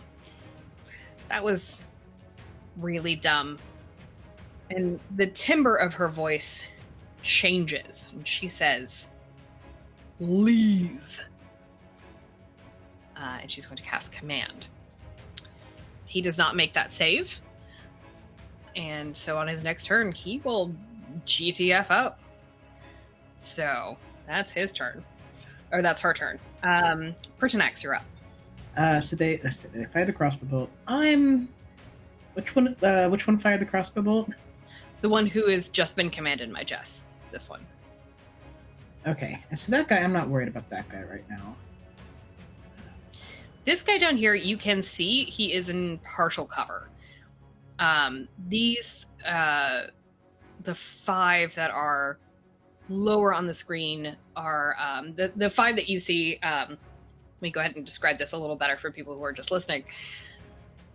There are 5 more who are off to your left that are, you can see move behind branches, but are mostly in cover still. There is one that has slight partial cover, that is closer to the road and closer to the one that fired a crossbow bolt. So he will kind of move closer to the. You can see him well enough to get off a ranged spell. Okay, I'm going to do that. I'm going to target him with a ranged spell. Can we guess what it is? Is it Eldritch Blast? It's Eldritch Blast. What? Wild. Never believe it. 13. A 13 does hit. All right. Only 2 damage, but still, that's enough to say get out of here. Flicked in the nose. Yeah. Just ugh. Takes that blast like right to the chest and is not a fan of it. It does not feel good, as it turns out. What does your Eldritch Blast look like? It's like purple and green and streaky, and it looks kind of unhealthy. I think would probably be the word I would use. Like you don't want to get hit by that because it looks like it hurts, but you also don't want to get hit by that because it looks like you might throw up after, kind of deal. It's a little gross. Yeah. Pertinax yells, "I can do that all day." Nice. Go ahead, roll intimidation for me. Oh. Ooh, I've got some points in that. Yeah. Wait, rolling a skill we're trained in? Hold on. 17. 17. This guy is scared as hell of you. That he just took that blast to the chest and was like, "I don't like that." And is very clearly giving off a sense of, this is not what I signed up for. Jax, you are up. Okay. So describe to me just sort of like the general layout of these guys, just so that I'm not just counting it off on the map. Yeah, so ahead of you on the road, straight ahead of the wagon, there are 2 bandits on either side. They do have like hoods, scarves, stuff around to obscure themselves in the woods, Brigands, camouflage themselves. So it's not exactly apparent what sort of lineage they are. They do appear to be about human height. So there's one on either side of the road, and then off to your left, deeper in the trees, closer to those gnarled, overgrown roots of this kind of fey tree, you see about 5 more. Okay. How far are they from the wagon? From the wagon, they're about 5, 10, 15, 20, 30-ish, 30 to 40 feet. Okay. The 2 on the road are closer. They're within about 25 to 15 feet. Okay. So Jaxiron hops out of the wagon, and he can see all the ones that are off over in the trees, correct? Yes. Is there, looking at the map, it looks like they're all kind of spread out in distinct ways. Is there an arrangement of these that would put me within a 30-foot line of any of them? You can see just ahead of you the where they are, where those 5 by the tree roots are grouped appears to be off to. There's a fork in the road that turns southward. That it is to your left that turns southward, and you see that there's like a path that leads to like a little opening clearing area near the roots. That's where those 4. So if you moved up there, you would have more line of sight to those 5. If you were looking to cast something that is within a spell, you would want to get about level with the one that is in partial cover that is looking really scared.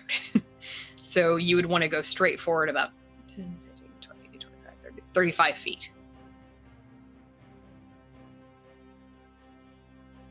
Okay. Yeah, so looking at the geometry here. Yeah, so if we go here, and then so Jaxiron hops out of the wagon, runs through the brush cover towards the 2 on the east side of the clearing. Making no attempt to stay silent. I'm assuming you're just like. Oh yeah, no. I am crashing through the brush. And as he's doing this, you can see flames beginning to flicker out of the sides of his mouth. And as he emerges from the underbrush, he just sort of like roars and like belches a straight line of flame towards the 2 that are off to the right. So they need to make a dexterity saving throw, DC 12. They both make it. Well, that's unfortunate. Yeah. Then they will take 1 fire damage each.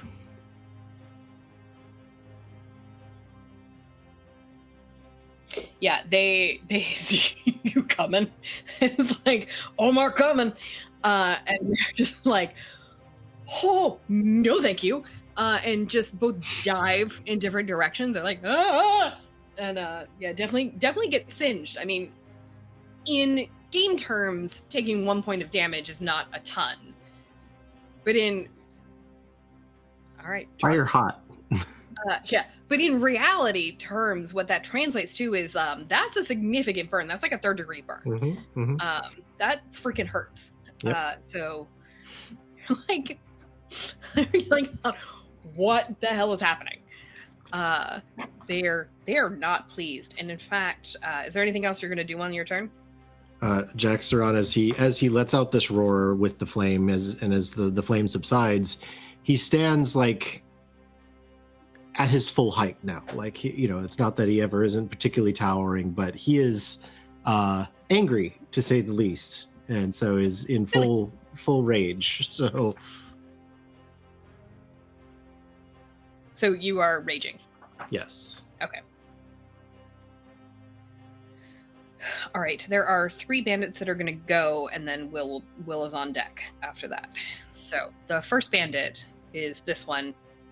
Is the one in partial cover close to the road, that not the one that has been commanded, but the one that has honestly just kind of peed himself.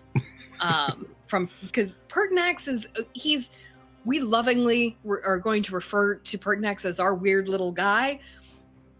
From the outside of people who have just not been exposed to anything much outside their worldview, it is this feral, tiefling, weird-ass, half-skull mask face thing that just threw this really disgusting, swampy bolt of Eldritch Blast straight to his chest. So he pieces out, and he just dips. He is like, I didn't sign up for this. I don't want any part of this. This is just supposed to get the nest. I'm done. And he just beats feet. And he crashes, he runs northward, and he just crashes through trees and branches, and just pretty soon you lose track of him. one guy down here is going to move forward a little bit and be like, and just kind of look alarmed at Jax. And he's going to,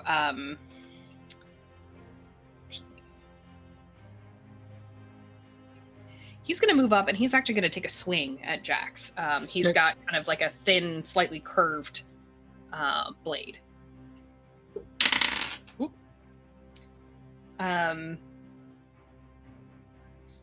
Is an 11 going to hit you? It will not. AC is 14. It kind of just, you don't have any armor on, but it just pings off those scales. And he just kind of like, wing, and he just stares. It's like, what? Oh no. We have a moment of, Mistakes were made. No.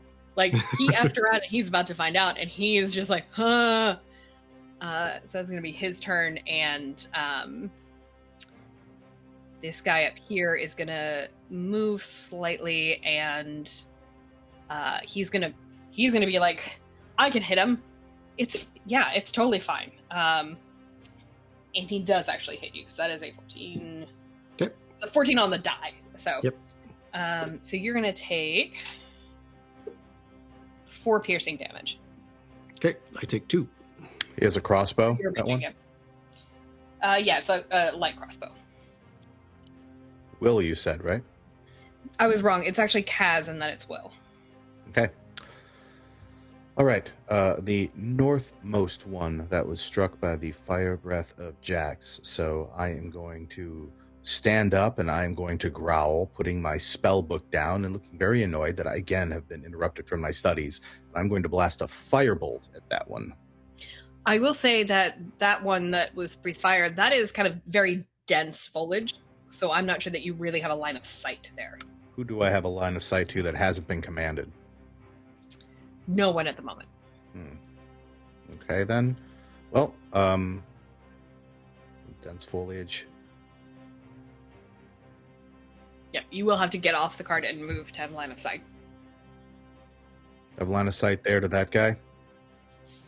So you are back here. So to have line of sight to anyone, you are in the back of the cart, or even just on the cart. To have line of sight to anyone, you would need to at least move in front of Bronwyn. Show me full dimensions of the cart, please. Can you draw horses as well as cart? One moment. Yes, I can. That's the most confident response I've ever heard to, can you draw a horse on the spot? I just need to know. I just like, she's like, I could definitely draw a cart, and draws the tiniest cart in the world. The tiniest cart in the world. That was very funny. It's just very, and it just 5x5 horse. 4x4 horse. Look, I magically drew this cart. Shout out to not a sponsor at all or any way related to, but I love 2 Minute Tabletop, which is where both this map and the wagon and horse assets come from. 2 Minute Tabletop is the best. I bought like every single package of their stuff to the end of time. Yeah. All right. So the bandit that is to the north of the cart has been commanded. I don't know if that command has worked, but I do know that the command has been yelled at that bandit, and that bandit seems a little dazed. All the other bandits are to the south of the cart. So I'm going to maneuver here where I can likely see around the horse. Mm-hmm. And I have line of sight to this bandit down here to whom I'm going to draw a line. That's probably about 50 feet from me. So I'm going to cast Firebolt on that poor guy down below that just shot a bolt at Jax. Okay. 16 is my roll to hit. That connects. And 7 fire damage. Ow. Okay. No. He takes that bolt full to the face. And he had the crossbow up, and he's like, got him. Whoosh! Just firebolt just straight in the face, like sticking your head in an oven. Don't do that. It's just, there's a sound of crackling, and Jax, you probably pick up the scent of barbecue. Like roast pig.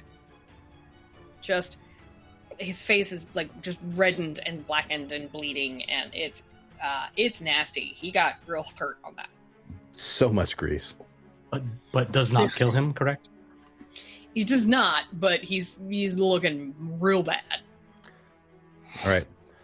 Realizing that I have pissed that bandit off and that bandit is not dead, I use my last 10 of movement to get behind the cartwheel and take cover. You definitely have cover. Okay. It's high enough off the road that, a stray crossbow bolt may potentially like catch a foot maybe, but no one's going to be aiming for you. All right. I pass turn. Great. Will, you're up. Tell me about either Bronwyn's weapons or weapons in general on this wagon. What is she carrying on her if there aren't any weapons just sitting around? She has a short sword and a weird-looking short sword and a shield.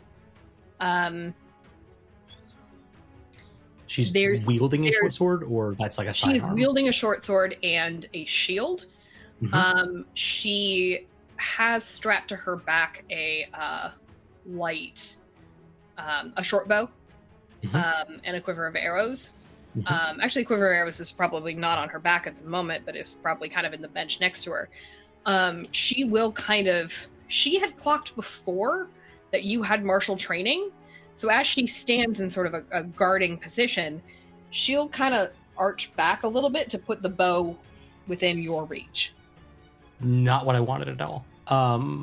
So I basically look at her, eye her up like I lift 2 daggers off of her belt and I just take them out of their sheaths, assuming she's got sidearms of some kind. She's a trained martial fighter in some form. And I just grab 2 daggers off of her and be like, I need these. And take off down the way. If she had a heavier weapon, I would have taken it, but she didn't. So daggers it'll have to be, I suppose. And I will hustle down here. I will take one of the daggers in my hand and put it into the guy. That's generally a good thing to do with daggers, yeah. Yeah, he actually kind of takes it. He takes it for a second, and like there's this moment of like focusing on the dagger in like a way like, okay, I need this to do something. And rather than simply just stick it in the guy, he like a little bit of like, Jaxiron probably has the best view of it, given he's 5 feet away. Like there's this really bright light that flares out from it. And it doesn't give off any warmth. It's just like the searing of the sun minus the heat part of it. So it's like a cold winter's day, right? Where the sun hurts you, but it's not the heat of the sun. It's not that kind of intensity. It's just the radiance of it that is harmful to you. And with that, then casts True Strike and tries to lay into this fellow. So we'll see if that works. Okay. I'm just going to roll that way, and we'll just kind of hope. That's actually not accurate. It is... I wish that it was better at this. Yeah, so 22, I'm assuming, gets the job done. Yeah. So yeah, 8 radiant damage incoming on this gentleman. You stick it, and he's facing Jax, so I'm assuming this goes just like right between the shoulder blades. Oh yeah, I also was sort of flanking here. Yeah. I don't know if that matters, but he did not. That was enough. Though Jax, you will get advantage on that on your next turn if he lives. And he goes like like this, not even hot, but just like this sense of like having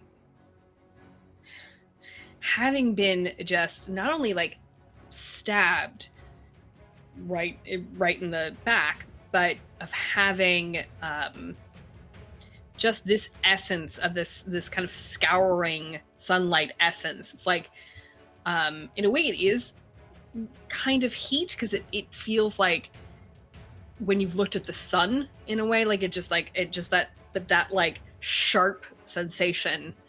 He is not having a good time. He is like, he kind of takes his like, and looks like he's about to pass out. Pity he didn't.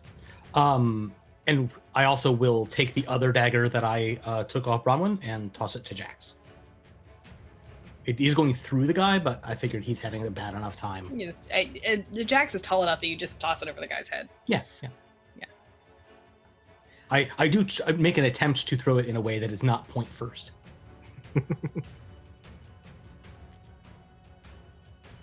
Figure you might need that. It's helpful.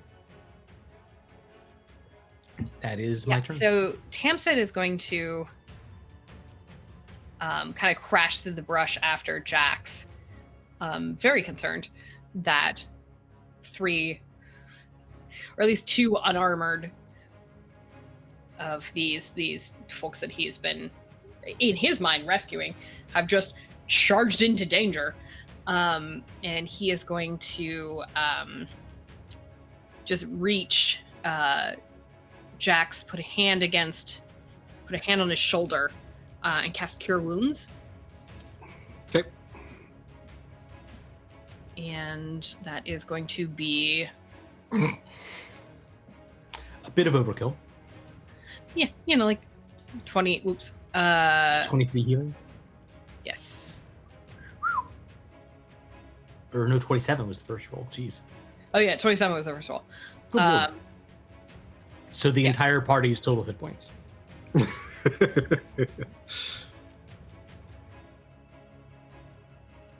He's actually going to move up a little bit so that he's somewhat between there.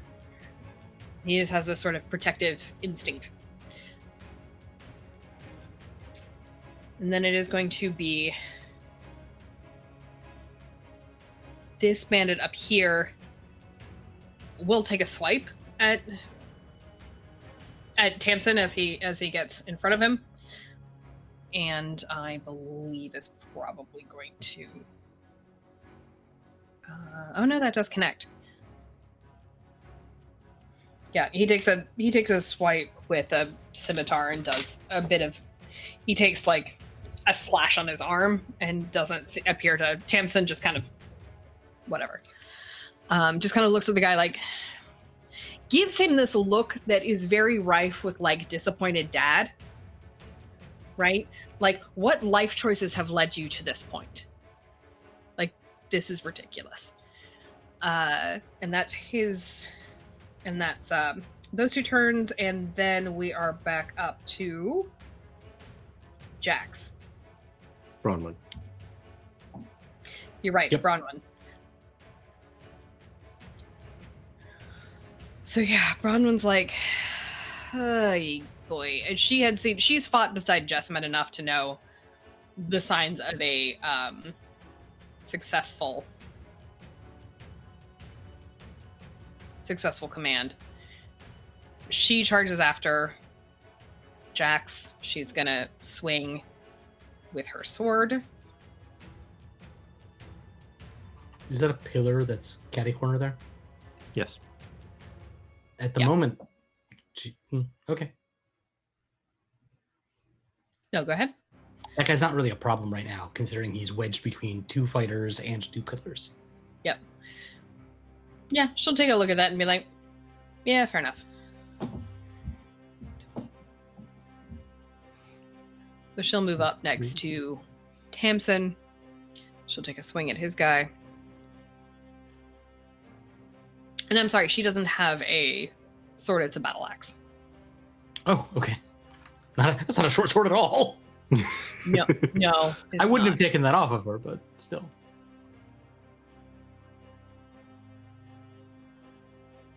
She actually does not connect. She kind of like is trying to get past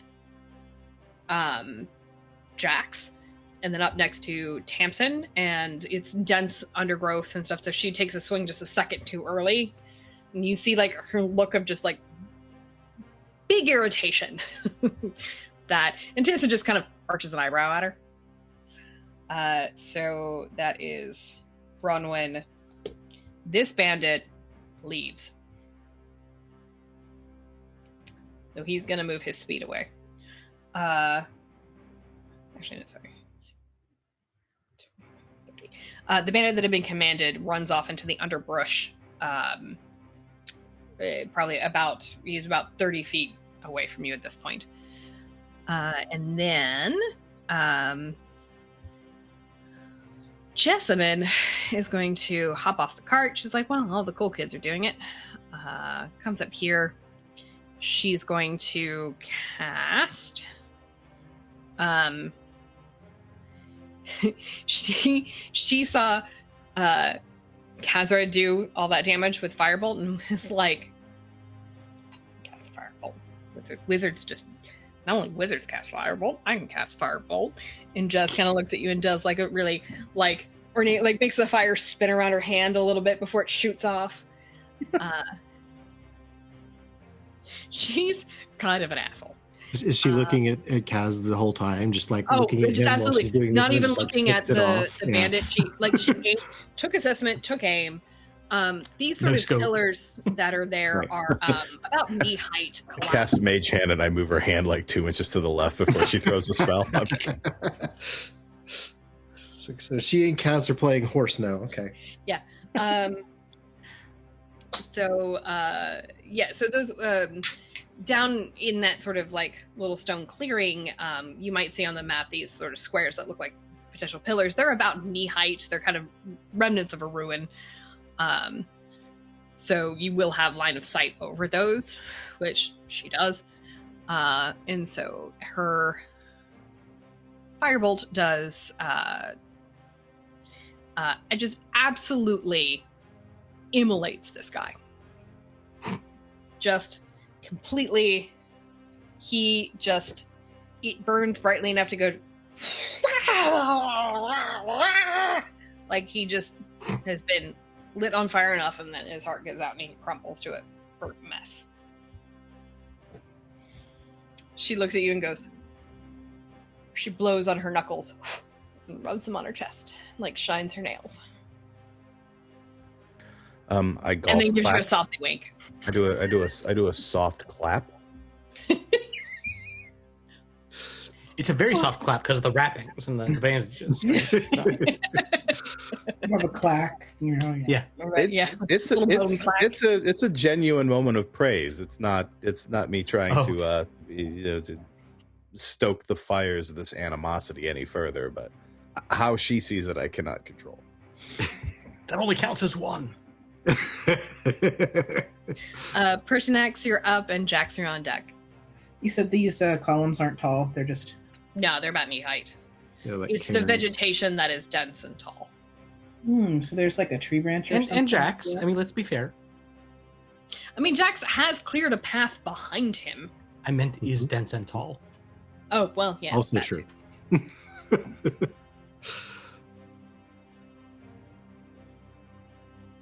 Are these branches over here? It's like, is there a tree here? Yeah, so all of the next to the wagon is dense and tall, kind of underbrush and vegetation. That is probably about person height, leading up to these very tall tree roots that lead upward. And about how tall are these trees? Right about there, over top of where everybody is. If you want line of sight to anywhere down there, you're going to have to move on to where the path forks. Oh, I'm going to fly. Oh, okay. I want to know how far up. That's 30 feet. I just want to know about how far up I am. Yeah, I mean, I think you can get over the bulk of that vegetation. It's Love this. probably about 15 feet tall. Yeah, sure. I'll Yeah, fly up and Been over. perch on something up here. Now we've got this guy down here in the hood that our NPC friends have been beating on. How's that guy looking? Better, a lot better than some of his compatriots. Yeah, I think he's ready for an Eldritch Blast. I hope. Let's Fair find out. 14? Yep. Hey. I rolled a 1. I'm going to spend my heroic inspiration and re-roll my damage die. Well, it's a 2. That's still twice as good as before. Take the lower result, get an archetype point. Sorry, how much damage? It's good. Just 2 damage. 2 damage. 2 force damage. Whoa! But I did fly that's up in a neat. tree and shoot it from above. How did you do that? You did. Just kind of fancy. Yeah, you would have had advantage on that, but it's he didn't need it as it turns out.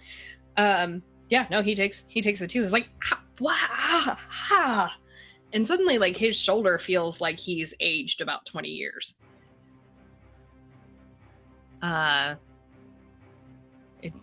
It doesn't. Your Eldritch Blasts do not feel good, man. Not that anyone's Eldritch Blasts feel good. It's not good feels. Yeah, Okay, I was about to say, like, this one's just like a massage, actually. No, they suck anyway, but yeah. Jax, you're up. Great. Are we using any kind of flanking rules in this campaign, first of all? Gives advantage, I believe. Okay. That's what I want to know. All right, so Will has thrown me a dagger. I deftly snatch it out of the air and whip it around in front of the unfortunate man who has made very poor choices with his life, who's in front of me, and attempt to thrust it in between his ribcage.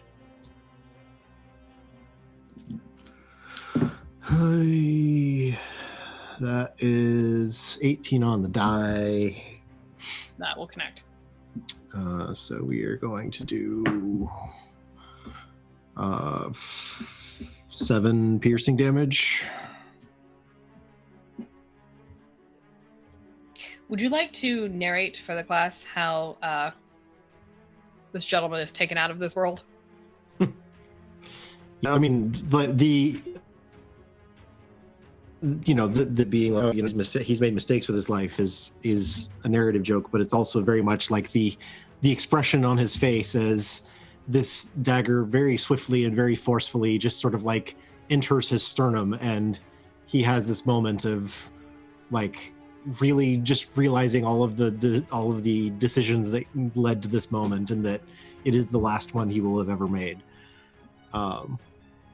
And like Jaxiron like pushes it in hard enough that like Will probably hears a crack, and then pulls the dagger out and actually like and like just sort of like pulls it out hard enough that like he sort of even yanks the body to one side and just sort of like crumples in the brush next to him. I would like to spend my reaction in something of an unorthodox way. Before this guy's body, before like he completely has deceased, before his body hits the ground, I'd like to use my reaction to try to snatch his weapon out of his hand or off of a belt or something along those lines. Because I don't want to be bad luck, because it's bad luck to loot dead criminals. So if I grab it before he's dead, we're good. Yes, this is good. This is good. Give me a dexterity roll. It's Awful good, baby. That's a dex and sleight of hand are both the same.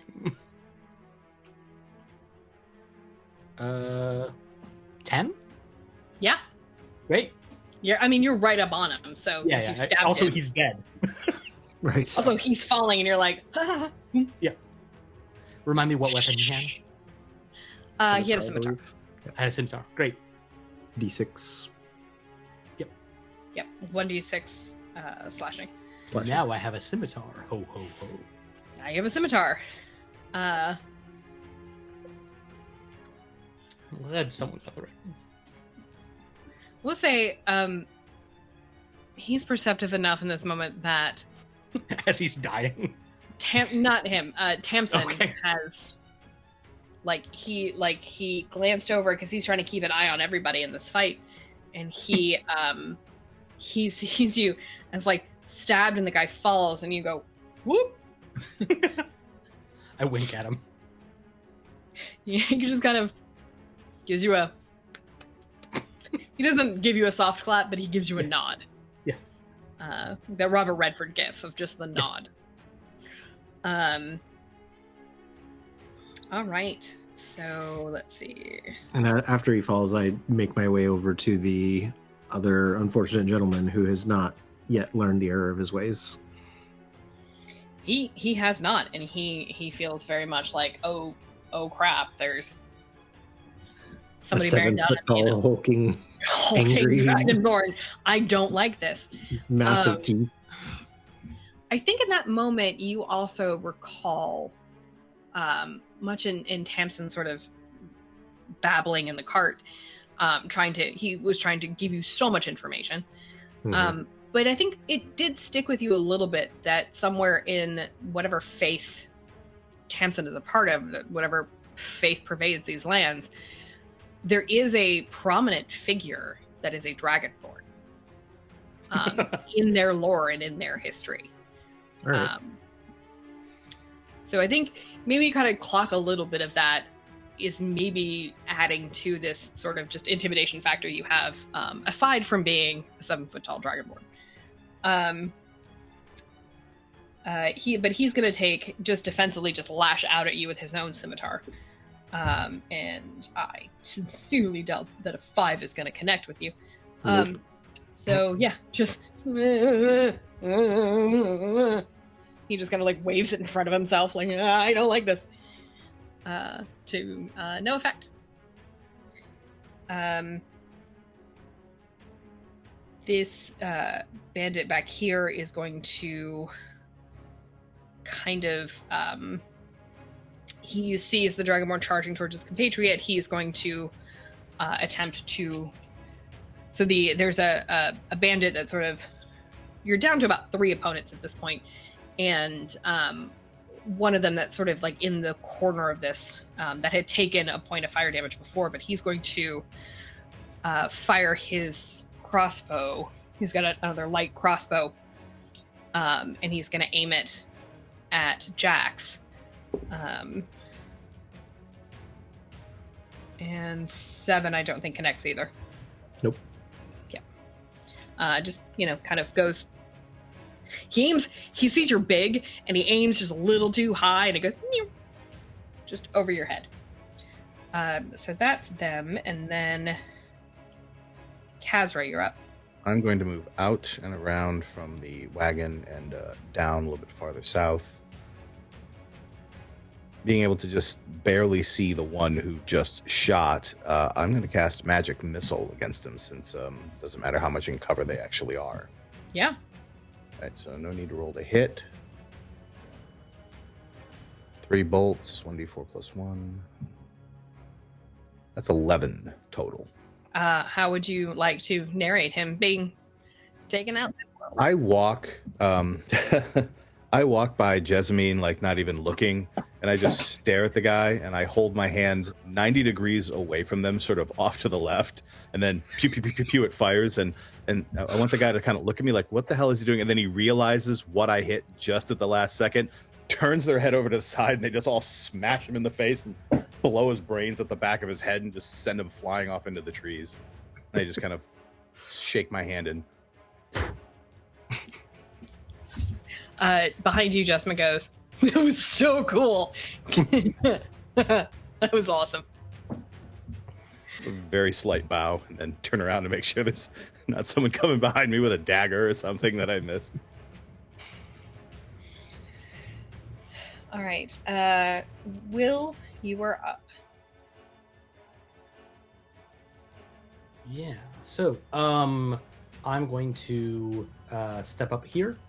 I'm gonna. Well, I've got the spare dagger, so I'm gonna huck it down the way there and see if this works.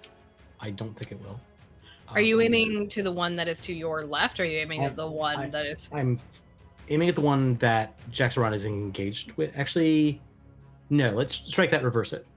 Dagger is going at the guy that has 2 people on them. Okay. And I'm just tossing it at them. Yeah, I would say go ahead and roll that with advantage. Yeah, this is using my bonus action. So 1 second.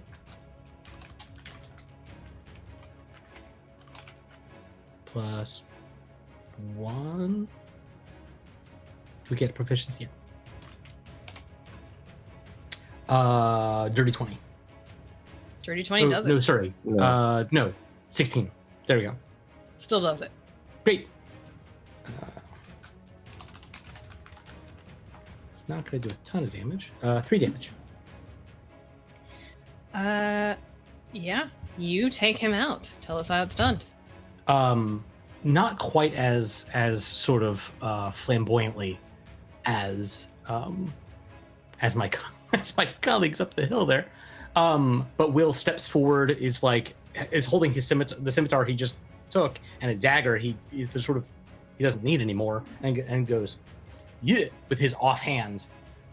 Basically, he always pick the handedness of your actual self. So he actually throws it with his right hand, sort of as an offhand, chucks it over at the guy, and it just and almost carelessly, it's not like a Kobe moment, because he's not walking away stunting on them. More he's got other business to attend to, and does not even notice as the dagger just lands in the nape of the guy's neck, and he collapses because he's already on to the next thing.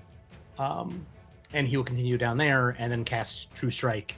And as before, perhaps the last thing this person sees is the bright glow of the sun, as a potentially quite large weapon severs him from this mortal coil. So,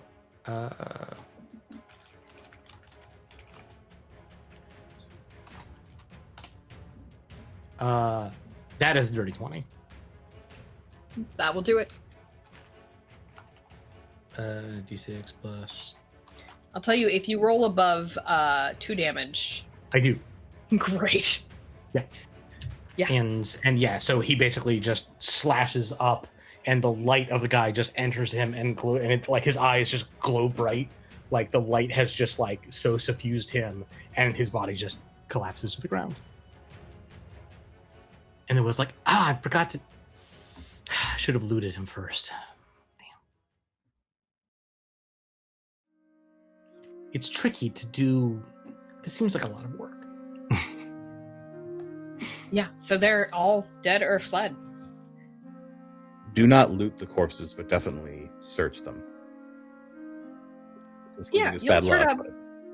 Yeah, you'll turn up. They're not very well equipped. So you'll turn up some rations. You'll definitely turn up some booze. You'll turn up about between them enough copper and silver that equates about 3 gold total.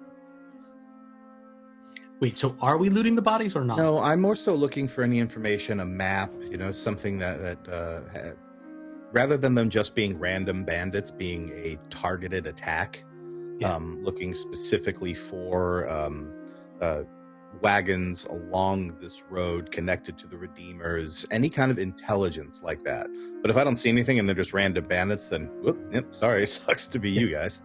Attack Redeemers in the forest, report back to me, try not to die, love and rockets, the bad guys. Cool. Right. XOXO initials we don't know for now. There's nothing like that on them. Though I will say, Bronwyn sees you looking and says, points to the tree, and then kind of points upward at a very tall, distant branch, probably about 20-25 feet off the ground, where you can see nestled in between these branches of these, the tree is budding in this, these gorgeous flowers that have this deep pink center, and they fade to sort of this bluish purple tips of the petals, and the budding leaves that are just coming out have this kind of almost teal tinge to them. And she'll note, you see this tree is connected somehow to some source of fey power. And I think on that note, Jax, you being closest, you can hear this kind of trickle of water, and if you turn to your right, you'll see the roots of this tree grow down and around this sort of beautifully serene, sort of aquamarine pool that just has these sort of this golden, almost golden hour energy right around it. And Bronwyn tells you these trees are known for being the favored nesting grounds of axebeaks. And I recall one of them did note something about a nest when they were running away. So, yeah. She nods. It is illegal in the lowlands to hunt and capture axebeaks, but that doesn't stop the elite from wanting to raise them as pets. They are not illegal to own in either Silver City or over in Palara, and the elite will... Lords often want fancy mounts.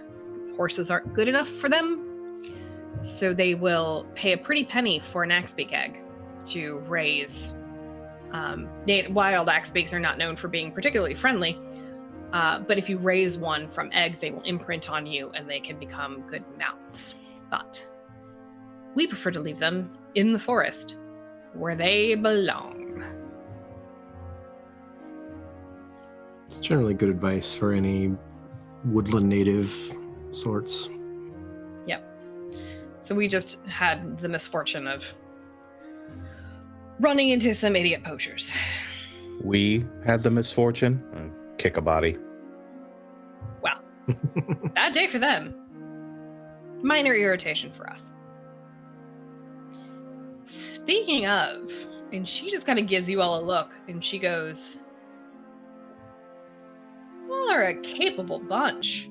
That was some impressive work. You," and she points at Will, "I could tell had martial training of some sort." And she looks at you to confirm or deny that. I shrug. I legitimately could not tell you. Well, you've got the instincts and the moves of a well-trained soldier, so at some point you were trained somewhere. Curious if I have any martial training. I quickly pick up a weapon and try to wield it, and after like swing one, swing two, drop it and go, yep, nope. You hear like your wrist bones clack against each other in a really uncomfortable way. Like Jessamine just kind of snickers from behind you. And Tamsin also looks at Will and says, he looks at the group and he says, well, everybody had impressive work. You all had instincts to go on the offensive, which I think is interesting. And also, everything will be all right. That's your name, correct? Yes. Do you have a favored shortened version of that? No. You hear Jessamine behind going, Ev, Thing, Will, B, Ollie, righty. No, you're a lefty. That doesn't work. I cast my vote for Ing. Ing? Well, it's just like, I don't know what to tell you. I don't have a favorite version of my name. It sounds regal. I'm not sure how I know my name. Maybe it's not my name. Actually. Maybe that was just a memory that was imprinted upon me that everything will be all right. You know as much as I do. With that statement, everybody has this mode of like, damn, that's messed up. And Bronwyn goes, we're gonna call you Will, if that's okay. I can't stop you. All right, yes or no, man? Yes or no? I'm not sure why you're asking me for judgment here. Do you hate the sound of Will? No. Great, we're gonna call you Will. Okay. I'm glad we had this talk. Yeah, she just kind of, Bronwyn just kind of rubs her forehead and goes, everybody back on the cart. I'd say, he kind of takes a beat and says, are you affiliated with the Order of the Sun? Because it seems like the judgment is something that sits well with you. She gives you not intending to be offensive, more just sort of like exploring the question. Jessamine cackles. And Bronwyn just goes back to, she goes, no, and moves back to the cart and just gives, she's like, just gives. He shrugs. Like, I don't have any context for this yet. She gives Jessamine a very rude hand gesture that you're not sure how you know, but you do recognize as being a rude hand gesture. I take a mental note. That's what rude hand gestures are in this era. That feels like that'll come in handy later. Yeah, it feels very, very similar to rude hand gestures you have made. Yeah. Tamsin kind of looks Does she have at to you use as all, both fingers? I mean, why do I have to flip them off with both hands? Tamsin looks at you, Will, and says, you know, I think somewhere in your background you are or have been affiliated, if not the Austrian communion, with some branch of some light-based faith. I recognize divine magic when I see it. that seems reasonable. Though I will note that you said the Austrian faith believes in, has the light of the sun, the light of the moon, and the light of the stars. At the risk of stating the obvious, I'm none of those things.